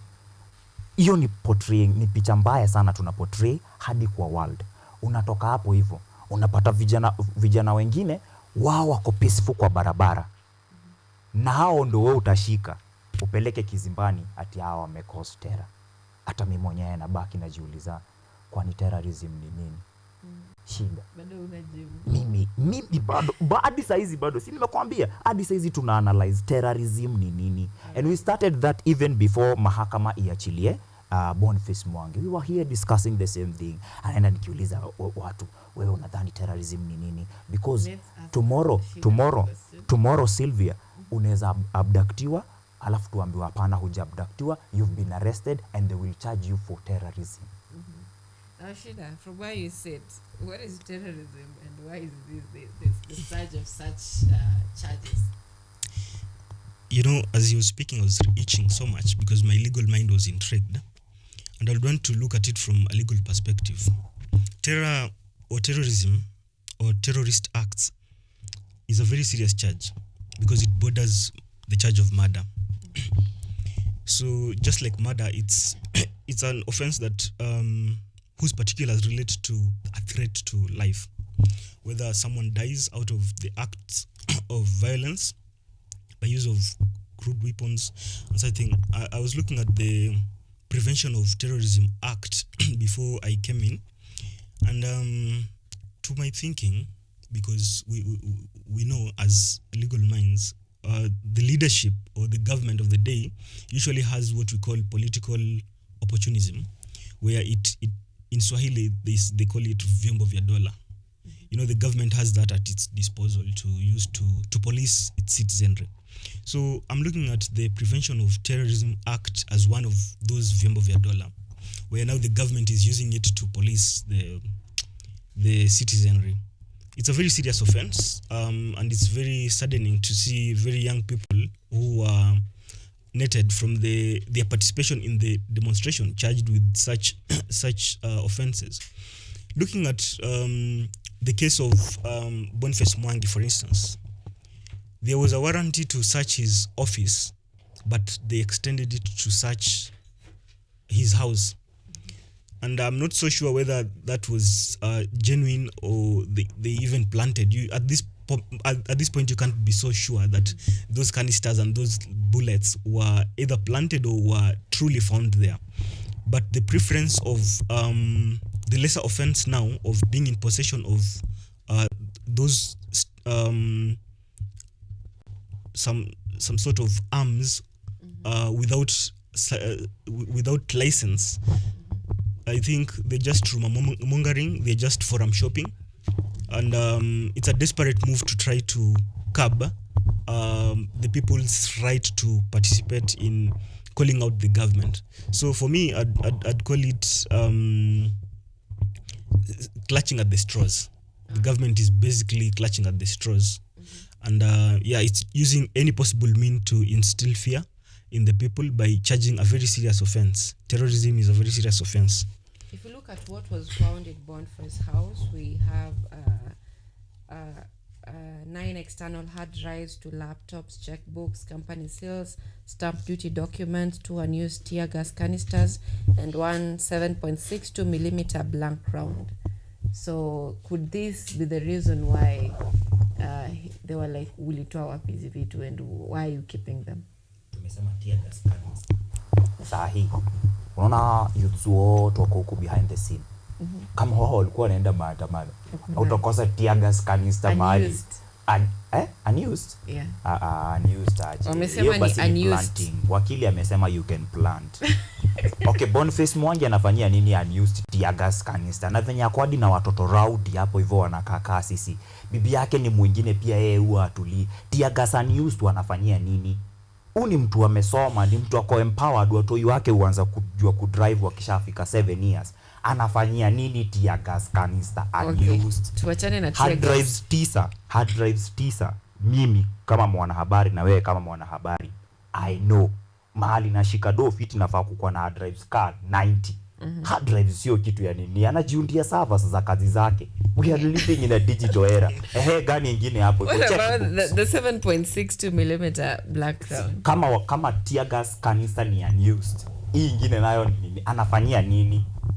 Ama anazitengeneza tu polepole, anaunda ammunition, anasema venye mtu anaweza taka kununua gari, aanze na kununua gurudumu, alafu anunue vioo. So yeye anataka kuanza na tear gas canister, alafu anunue hii, Mungu akimbariki aomoke juu ya story ipo siku, anunue kibazuka. All right. Ishida, let me get your sentiments before we get out of this discussion on terrorism and activism in Kenya. What is your final take on it? My final take is that I think the government is perplexed. Exactly. The government is actually confused.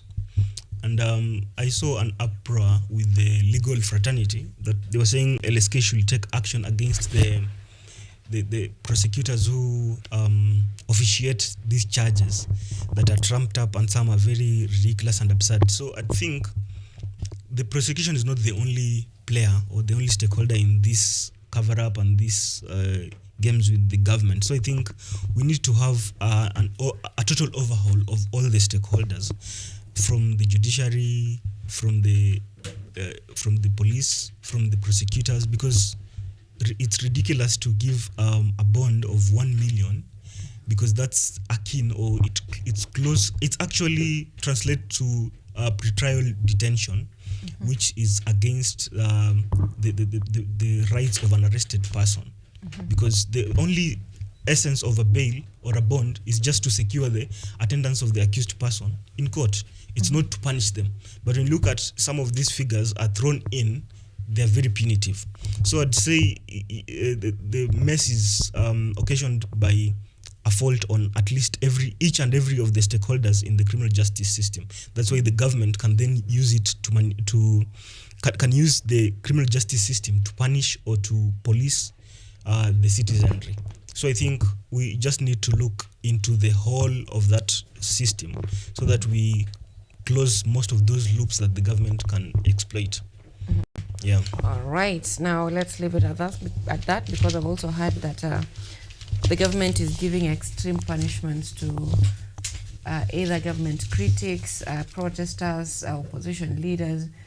Like kama sentence ni slapping, ngumi, na risasi. Yako itakuwa risasi. Hakuna slap. Hakuna slap. All right, now let's call governors a little bit here. If I look at, this is the Daily Nation on page 6. There is a move to audit bursary funds in about 6 counties. And the counties of governors, led by the chairperson of the Council of Governors, that is Ahmed Abdullahi, they criticized the plan by the Office of the Auditors General to scrutinize bursaries, scholarships, and early childhood development education, that is ECDE centers in select counties. Wanasema that is unconstitutional. So let me just get your sentiments on this. Why do you think there might be a reason behind? I know Juang will tell me there might be a reason, but be gentle. There is a reason for everything in this world. But the most important thing is for people to understand the why. If you understand the why, then it is easy to know how to solve it. For example, the problem of governors, MPs, even the president, having a chunk of money meant for students to go to school in their pockets in the name of their distributing bursaries, and there is a cost for distributing bursaries, is uncouth, is inhumane, and you cannot understand it. It's unpalatable. You cannot understand it. Because a governor will tell his people or his county that I want people to go to school. So every term, that is, we're talking about high school bursaries and TVET bursaries, and kindergarten. Kindergarten, there are no bursaries, but they eat and are given porridge in school by a county government. So the governor will tell you that I need money to ensure that this money has reached that kindergarten. I need money to ensure that this food I'm giving, for example, in case of Nairobi, this food I'm giving to primary school children in the name of Bishina County gets there.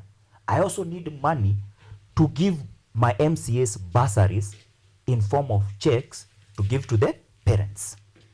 What if all this cash, because it's our money and it's our taxes, is consolidated with the Ministry of Education, so that kids just go to school the way it was when President Mwai Kibaki was imagining FPE, or free primary education. What happened over time? Free primary education still remains as that on paper, but the cost of attending that school so that you can have that free primary education is unaffordable. You cannot afford books, you cannot afford uniforms. 25 bob watoto zenye wanaitishwa za dishi na county, mtoto mmoja 25 bob inafaa impeleke a whole week, but hawapati from our community. And then unasikia governor ameiba pesa mingi sana za bursary na hataki audit ifanyike. Ukiwahi sikia mtu hataki audit ifanyike, kuna ukweli anaficha. Na huu ukweli ukifichuka atakuwa kwa shida. That is why people like DIG Lagat had to eliminate their threat before ukweli ufichuke. But you see, ukweli ni kama kikohozi. Kitakaaka, manze kitachipuka tu. Ukweli ni kama mapenzi. Kama mtu anakupenda takaaka, atalipuka tu. Ukweli ni kama kibuyu cha uji.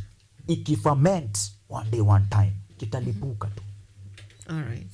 So, our magavana, wajue tu, ukweli utatokea. Na sisi wa Kenya, tuanze kuchampion venye magavana wanaondolewa hizi pesa, zitolewe kwa MP, zitolewe kwa zieko kwa Ministry of Education, watoto wetu wasome. All right. Now, let's get the legal aspect of it from Shida. The Council of Governors says that the audit is outside the constitutional and statutory timelines outlined in Article 239 of the Constitution and Section 36 of the Public Audit Act. Do you think that this is just, they say that in any law, there is a loophole? Do you think this is just a loophole to cover up something, or it is true that this is illegal? Firstly, what basically the Council of Governors is saying, we are eating, so let us observe table manners. They are telling the Auditor General, you should not be making noise when people are on the dining table. So basically that's what they're trying to say. And according to my reasoning, I want to label the issue of the bursary fund as a white elephant. It's a white elephant, as he was trying to put it. Because why do we need a bursary fund for the governor, for the MCA, for the president, for the MP? Whereas we have an option where we can consolidate that fund and deposit it with the Ministry of Education and just have education free and available to everyone. Why then do we need to create this fund so that it's available for exploitation? Then when it comes to checks and balances, you want to silence every voice that comes in checking. To my thinking, when you look at the separation of power that is embodied by the Constitution, the essence of having the Auditor General trying to conduct oversight on the usage of funds, I know there's the argument that the Auditor General their mandate is limited and all that, and the timelines, but that's just in disguise, because the essence of separating those functions is because we make sure that we have checks and balances.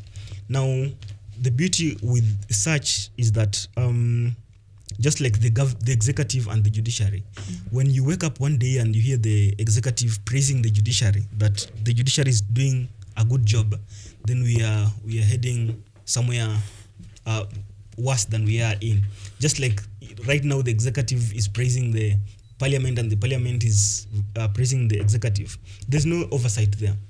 But when such outcry from the Council of Governors is heard, then you can be sure it's about the saw is about to cut on both sides. So we are hoping that with this, I'm not sure whether it's going to get to fruition from the Auditor General and even its enforcement, but it might also be as well as testing the waters. Yeah, but we just hope that the Auditor General will see it to fruition, that the checks are conducted. I was looking at the Senate committee headed by, I think it's Ojwang, this senator from the Lake Nyanza region. And they were saying one of the challenges they are facing as the finance committee that conducts the oversight on the governors. I think it raised the issue of this is it Isiolo governor, the current Kajwang. So I had an exclusive interview that was conducted on Governor Natembea, and he says when you get there as the governor, you're first called and you're told, you can grease and oil the hands of all those committee members before you get here, so that we are lenient with you. When you get there now, they tell you, what do you have, what do you offer, what do you think you can offer, so that we extend grace. So I think the already existent mechanism that they're trying to point out to, the Council of Governors is trying to point out to, is already compromised. As we saw, they probed into the issue of the governor, then it got to the floor of the House of the Senate. The governor was salvaged. He's still in office, so he's still going to continue the loot. Probably he had greeted a few hands. So I think the Auditor General should move forward and make sure that the execution of these checks and balances is taken to fruition. At least we can be sure with such, then we are in safe hands. This is someone who the members of parliament have even threatened to get her out of office. Wanasema huyu anasumbua. So how then does this go further than, sometimes they say that there are people like mchezo wa town. There are people who know it. Like wewe umekuja juzi, tulia upangwe. So how is this going to happen when there are already threats that ikazi unaweza poteza? You see, there's coming a whole lot of generation of workers who have been so empowered in a very short time that they are becoming bosses. I'm talking about Gen Zs. People, when they were starting out, we've witnessed that era, the first Gen Zs now cropping into the workstations all over the world, and people calling Gen Zs uncaring, lazy, all these names. But they've been resilient enough to grow through that environment. And then the revolution of digital spaces has helped them to be bosses. In that time and age, it is so difficult for you to use such threats to intimidate that society. Today, we are being saved by people like Nancy Gathongo. We're being saved by such minds. Faith Odhiambo in the Law Society of Kenya. If these people leave offices, it doesn't mean that we will be in a vacuum. We have a lot of people out there. It is the same case Kenyans were saying. Sisi hatujali nani ndo chair wa IEBC. Sisi tunataka tu IEBC. If at all these politicians want even to field their family members, and there have been those allegations that some of the members who made it to the IEBC list are family members to Junet Mohammed. Others are from ORPP. They were registering parties. Now they are the referees, and people have been struggling. But you see, the Gen Zs and millennials don't care. We care about the institution. We care about the Office of Auditor General and how it should progress. We don't care about the personality. But we will defend the personality because of the office. The same way, there are people who refer to a person as a butch of Sugoi, and there are others who refer to the same person as doctor. Same story, different perspectives. Sasa tukiondolewa leo hawa Auditor General, one day, one time, wewe utafika mahali in day of power, si ndio? We expect you to be better. The same case to the Kaya Nation director here. One day, one time, he'll get these offices. The things we are talking about here, including solutions that bring sustainability and scalability, are the things we are expecting to do them. Because to whom much is given, much is expected. Hizi threats zimekuwa mingi tena zaidi. Threats hata hizi ni maneno. Kuna wengine huambiwa tutakupeleka kotini. It's a game, hadi kuna waga na game of EACC. Wewe tumesema nani ni mbaya, EACC wanakuja wanakupeleka. Natembea, the governor we are talking about has just finished his 60-day ban. Hii ban ilikuwa ya nini? Yeah? He's resuming office today. He's resuming office today. Sio ni a form of threat and intimidation. That does not cow down. It may cow him down, but as unashuka youths 35 years and below, they are not cowed by threats. They've seen worse. All right. I just wanted to comment on enforceability and independence of the office of the Auditor General. Sorry. So about the independence, we say we have the fourth arm of government, which are independent offices and commissions, and the Auditor General is also one of the independent offices that is established under the Constitution. So it enjoys a lot of independence, just like the judiciary, just like some of the other commissions. But again, the government has a way of, trying to manipulate. But those threats, if I was the Auditor General, I think they would have fallen on dead ears, because you enjoy protection of the Constitution. I mean, the constitutional entrenchment of that independence is to make sure that you operate without fear or favor. Now, about enforcement, the Auditor General is the whistleblower. They'll conduct the probe. Then when they give the report, now we have institutions like ESC, as he was mentioning, and the Senate. Now that we're talking about governors, the custodian of devolution is the Senate. So it's incumbent upon the Senate now to work on the reports on governors from the Auditor General. So then it invites them for interrogations, checks. If there are any recommendations, or if impeachment motion should be preferred, then so be it. Also, there's the employment of the ESCC, as you said. ESCC has also the powers to action on ethics and anti-corruption cases that relate to the governors and just anyone in general. So I think the Auditor General's report should be acted on by the necessary officers, including taking some of them to court so that they take responsibility of their actions. I mean, we saw the former Kiambu governor. I think he's still in prison now, and I think that should serve as a reason, as an example. But the problem is, again, as I've said, political opportunism. someone was cracking a joke and was saying if Waititu was in good terms with the current regime, he would have survived. But because he was not here nor there, then he is now eating his humble pie somewhere in the Kunguru uniform. So most likely. So I think it's an unstarter for the Council of Governors to try to throw back and forth with the Auditor General. They should just let the Auditor General as an independent office to conduct its business and let the cause follow its natural way. All right. Yep. Ile kama hakuna makosa mbona unaficha. Now let's move a little bit to there are two issues I want to talk about. One is the return of Raila Odinga on front pages, and the second one will be the surge of strike among high school students. So we'll begin with Raila Odinga.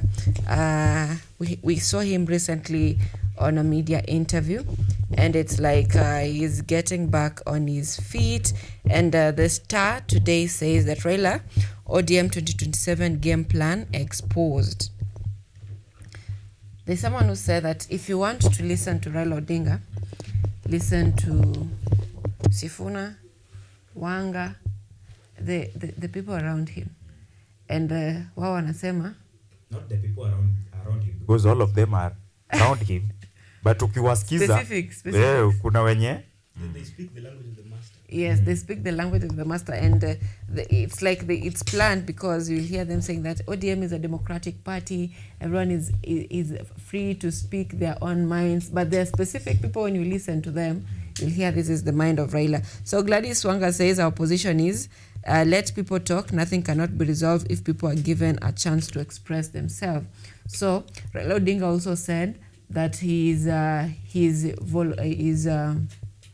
pushing intergenerational dialogue.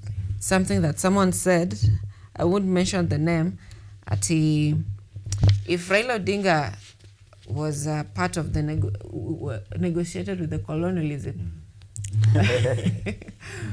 we would still be under their leadership. Now, the return of Raila Odinga in the front pages of the newspapers today is the Star, and we probably expect to see subsequent headlines that are mentioning Raila Odinga.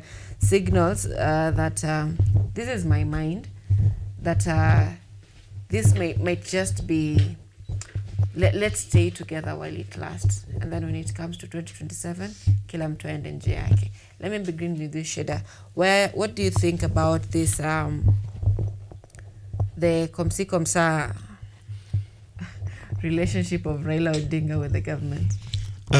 Politics is a game of convenience, a game of interests. When it's convenient, it's good. When it's not convenient, it's bad.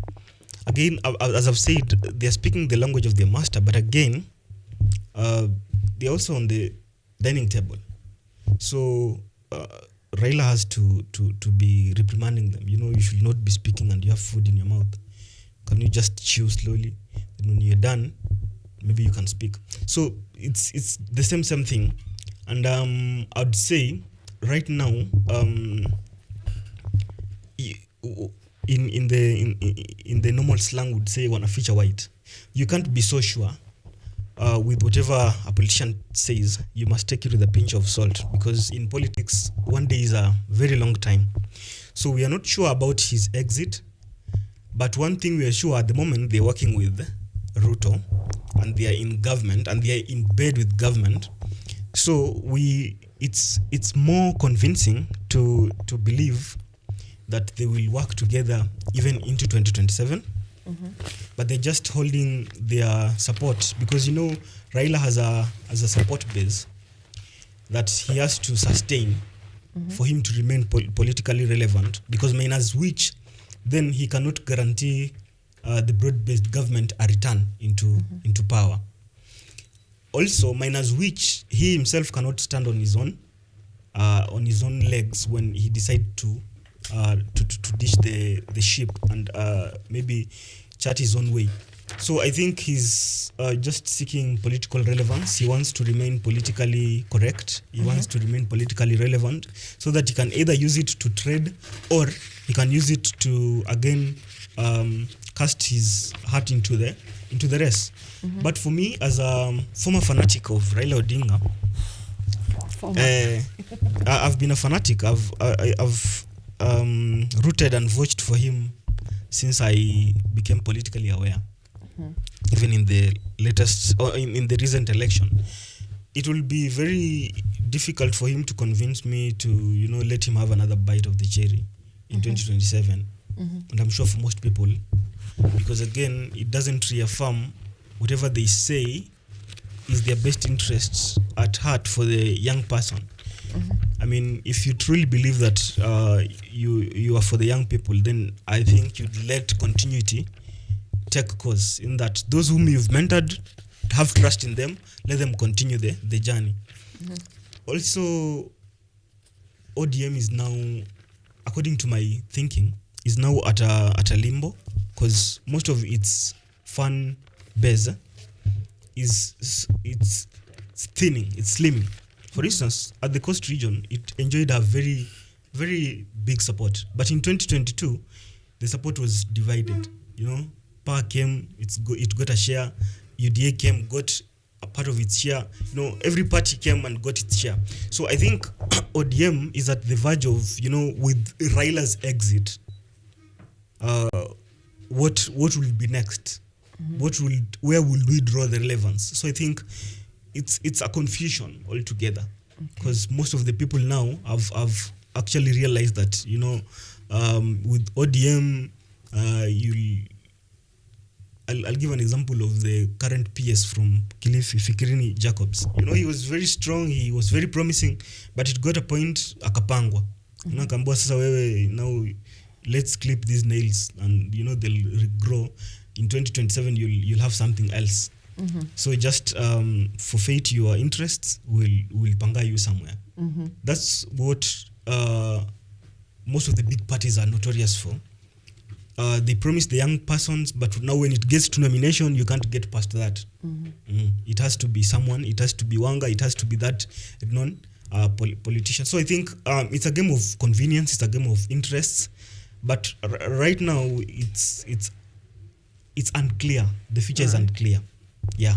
So there is a caricature that is sharing your sentiments here, and it's Raila Odinga addressing. It's like a podium, Raila Odinga addressing probably the public, and it's whatever what is throwing to the public is abductions, but behind there is a character, I think, of Ruto, and it talks about Gen Z, health, security, education, economy, foreign policy. But what Raila Odinga is throwing is abduction, and it says, let's keep juggling till 2027. Do you share the same sentiments that is shared on the caricature? This is what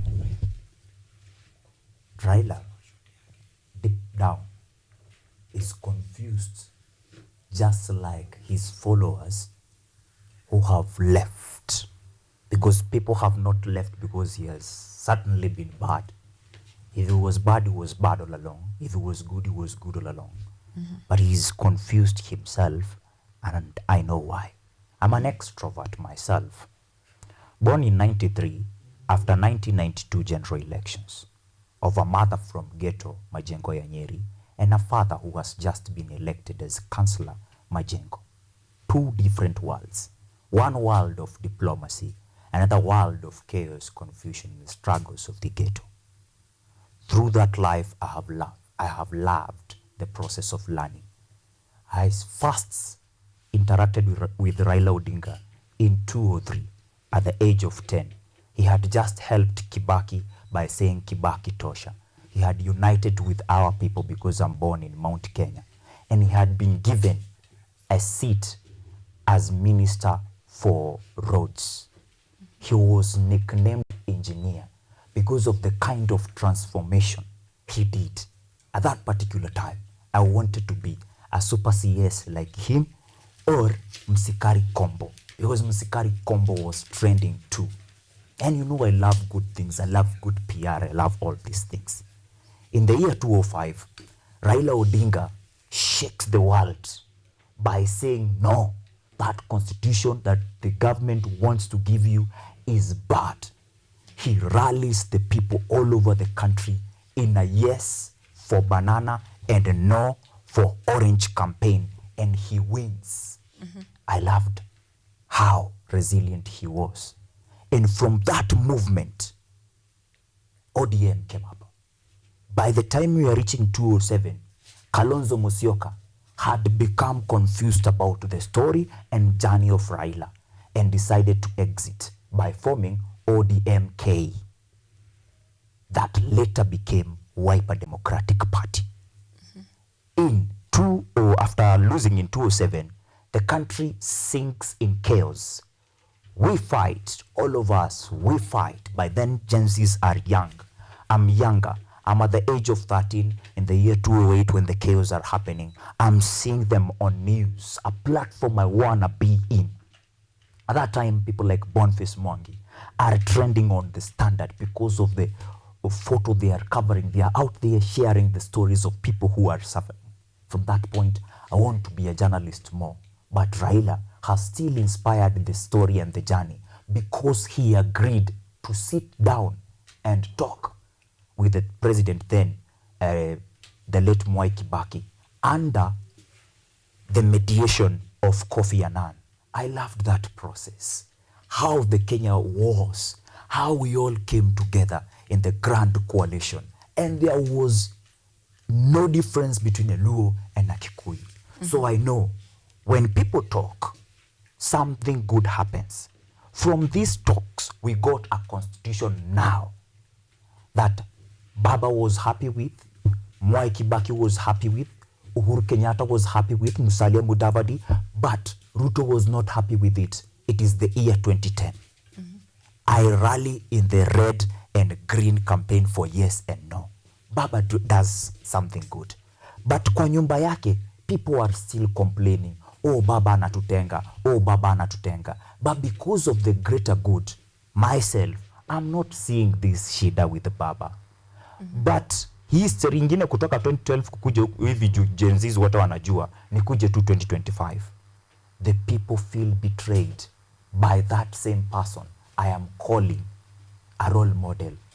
Some of these people includes Cleo Malala, Deputy Party Leader DCP, who said that just like myself, he was a Baba fanatic because of that. Kaya Nation Director has said the same thing, that he was a fanatic because of his stature. Right now, we are talking abductions, we are talking chaos, we are talking, the NADCO report had 10 key agendas, which included addressing the cases of abductions, compensations for those people who died during the protests, which has not happened. Then we are telling, Baba is telling us, ile kuongea tuliongea guys, ilikuwa joke, niko na ingine noma, inaitwa conclave. Na guys, ini intergenerational. It's just talking. When do we do? If Baba was on people's side, with all this chaos, can cheat, can die, I believe by now we would have the same Baba as a caretaker president. But he decided to betray those people. Yet, the Constitution of Kenya, Article number 1, including in the preamble, gives all the sovereign power to these people of Kenya. And he chose Ruto. After choosing Ruto, what has changed? We are going to talk again. What has changed? Simple things. Stop abductions. You promised us to stop abductions pre-2022. You even saw that ukieka Biblia chini. You even added 41 judges that were fired by, that President Uhuru Kenyatta had failed to hire, so that we can have more justice in our courts. Today, even the Chief Justice, former Justice, is crying for justice, and he wants to run for presidency. Baba, is he still on the side of the people? Are the people confused just as Baba? What is the future of ODM? I can tell you one thing. We are in a new world order transition, whereby every system is shaking because of the Gen Z. Gen Z hawatesi Kenya pekee. And this new world order, because the older generation are our parents and our grandparents. They are not there to fight us. It's only Ruto who is fighting us. I can prove it. When his son George Ruto brought in Nganya, cold mood, everyone went in a frenzy mood. They were happy. Why? Because someone had done something good. Then, if the war of Kenyan youths and their president is personal, Baba should not interfere. He was just supposed to be on the side of the people, not to betray the people. So All right. ODM will break again. It is not the first time ODM is breaking. I've told you that, right? Thank you. All right, so ODM is breaking. Is this a way of finding relevance ahead of the 2027 elections, Shida? As I've said, and I want to reiterate, it's a way of finding, of amassing relevance, which is misguided. Because again, then, when we backpedal to last year, during the the heightened demonstrations, and when now Ruto went fishing and he netted Baba, trying to bring him on board to see if Baba can, try to quench this thirst of the youth. One thing that the youth are agitating about is good governance, economic alleviation, economic status alleviation, because at the moment, the economic situation is tough. And good governance can be, we can get good governance from a good leader, not necessarily whether it's Baba or Ruto or Gachagua or Kindiki. So as the Gen Z, their agitation is we want good governance, whether it's by one of us, whether it's by the current government, whether it's by the opposition. We just want good governance where people take responsibility and accountability.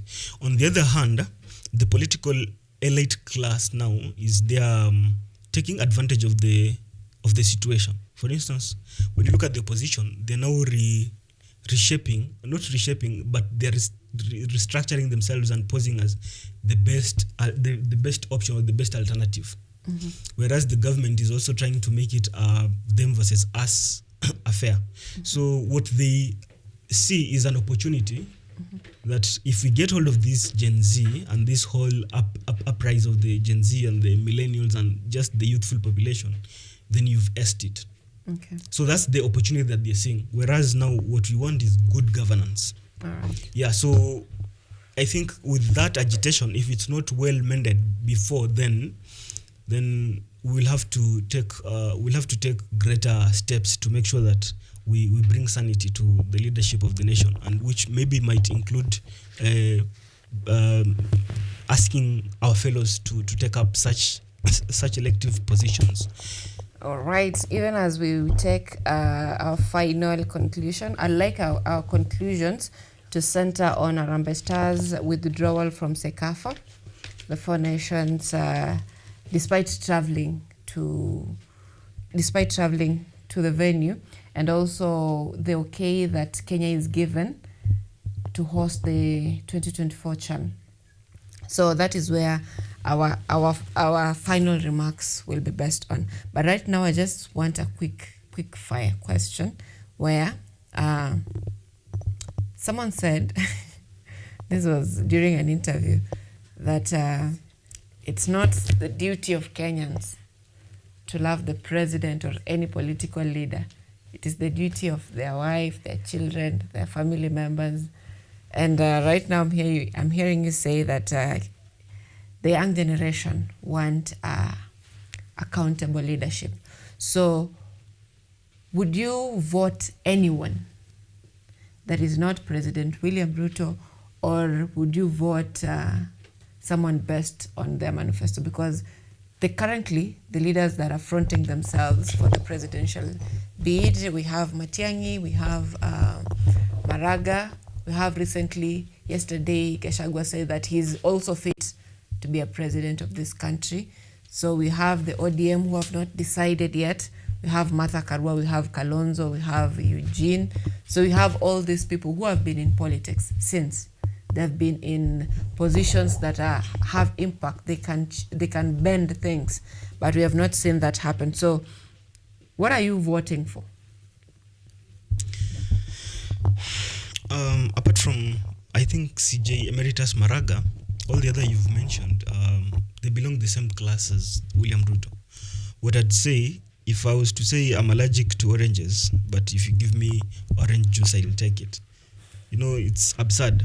So technically, someone saying I don't want Ruto, but I can vote in Kalonzo, or I can vote in Matiang'i, is basically saying, mimi sikuli machungwa, lakini ukichukua machungwa ukikamua, I can take the juice. Sikuli nyama na kunywa soup. Exactly. So, if we have another option, like Maraga, someone who, from his leadership in the judiciary as CJ, he has not had a lot of issues, especially with respecting the rule of law, furtherance of socioeconomic developments, then we can give him the benefit of doubt. But as for all these other options that we've already had a test of their leadership, I mean, it's only a bad student of history that would consider them as newbies or as new options. But they are all belonging to the same class. All right, John? Kalonzo is a good uncle who has lost credibility. I'll tell you why. In the year 2007, Kalonzo was just like former Chief Justice or Chief Justice Emeritus David Maraga. He was the voice of reason in that race. But bado farasi walikuwa wangapi? Farasi wa kwanza alikuwa Mwai Kibaki, farasi wa pili Raila Odinga. So Kalonzo was trying to kupita katikati yao. In the year 2013, we had people like Martha Karua.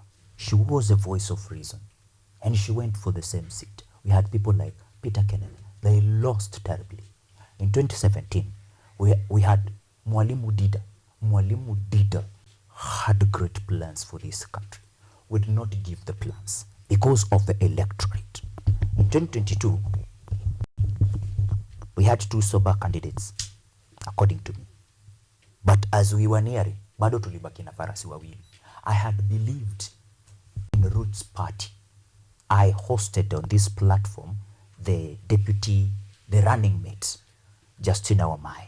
And they had a great plan of using hemp and all these things. But as 2022 general elections neared, it changed from using hemp to snakes to hyena scrotum and testes.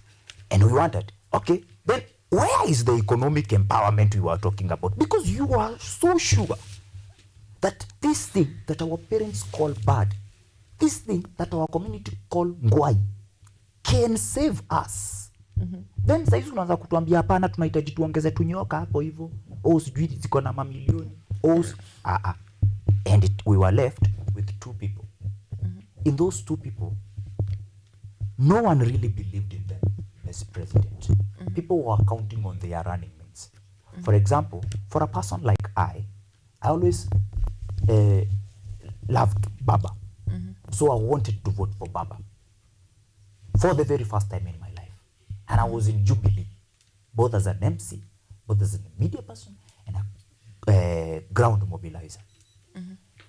But Martha Karua stamped it. I asked myself a question. During the BBI, the people who were fighting BBI were the then deputy president behind the scene, President Ruto, and Martha Karua. But in 2022, Martha Karua doesn't want to be a running mate to Ruto and goes to Baba. I ask myself, why? Then, former President Uhuru Kenyatta keeps crying that mkichagua huyu jamaa, manze mtaumia, hamjui. Heri huyu mimi nilikuwaga naita mganga. Because former President Uhuru Kenyatta called Raila mganga. He called him Kemodo Kegoroki. But still in 2022, he told the people of Kenya, mimi tumekuwa na Ruto na tumetembea. Na nimekuwa na huyu baba. But watu hawakusikia. Saa hizi, if I'm asked to talk, I would speak in my own open mind and say the electorates are poor. The electorates are unlearned or uneducated. They care about money.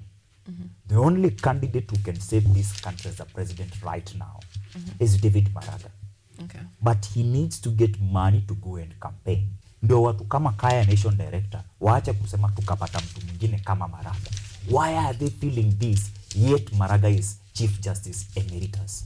It is because anakaa kama pua. Akikaa kama pua anakaa kama sisi tunaanza kujiuliza, tunasaidiana aje? Huyu mwingine akuja turushie punch, tunapeleka kura huko. So if we will not be able to get David Maraga there, we get Matiang'i there, then we have 5 years of getting a good president. We just don't want Ruto. Pale kwa ground wanasema, ukaweka kondoo hapa na Ruto hapa, bado atachagua kondoo. Walai, it's not me. Waulize.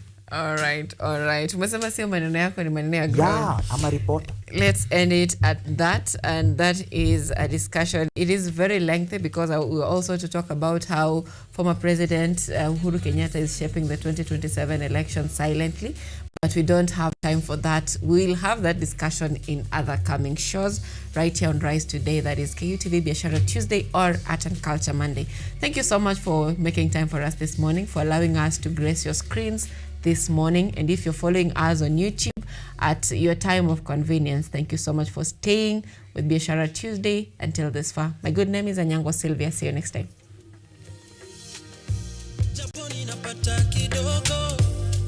Inalisha familia, ndoto nimeweka kwa moyo, haiwezi didimia, baridi hunipiga kwa soko, angalau nipate 100, siku nitarudi kwa udongo, hakuna deni nitawachia.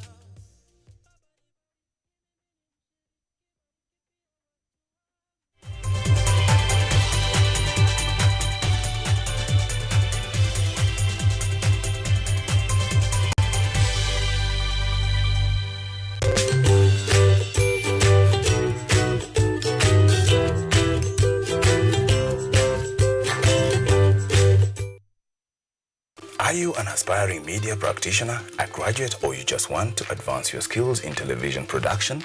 Then welcome to Kenyatta University, where education meets innovation. KUTV, the premier university television station in Kenya, is now offering short courses in TV studio, field technical operations, and video editing. Through these courses, you will acquire hands-on skills on camera operations, media production, lighting techniques, audio-visual editing, and sound and visual control, and how to operate key equipment in modern TV control room. Enroll today at KUTV and discover your full potential in cutting-edge TV broadcasting. Graduates of these courses will receive professional certificates. For more information, visit our offices at KUTV Studios or call us on 020-870-4252 or 020-870-4255 or SMS us on 0739-110-544. KUTV, a new experience.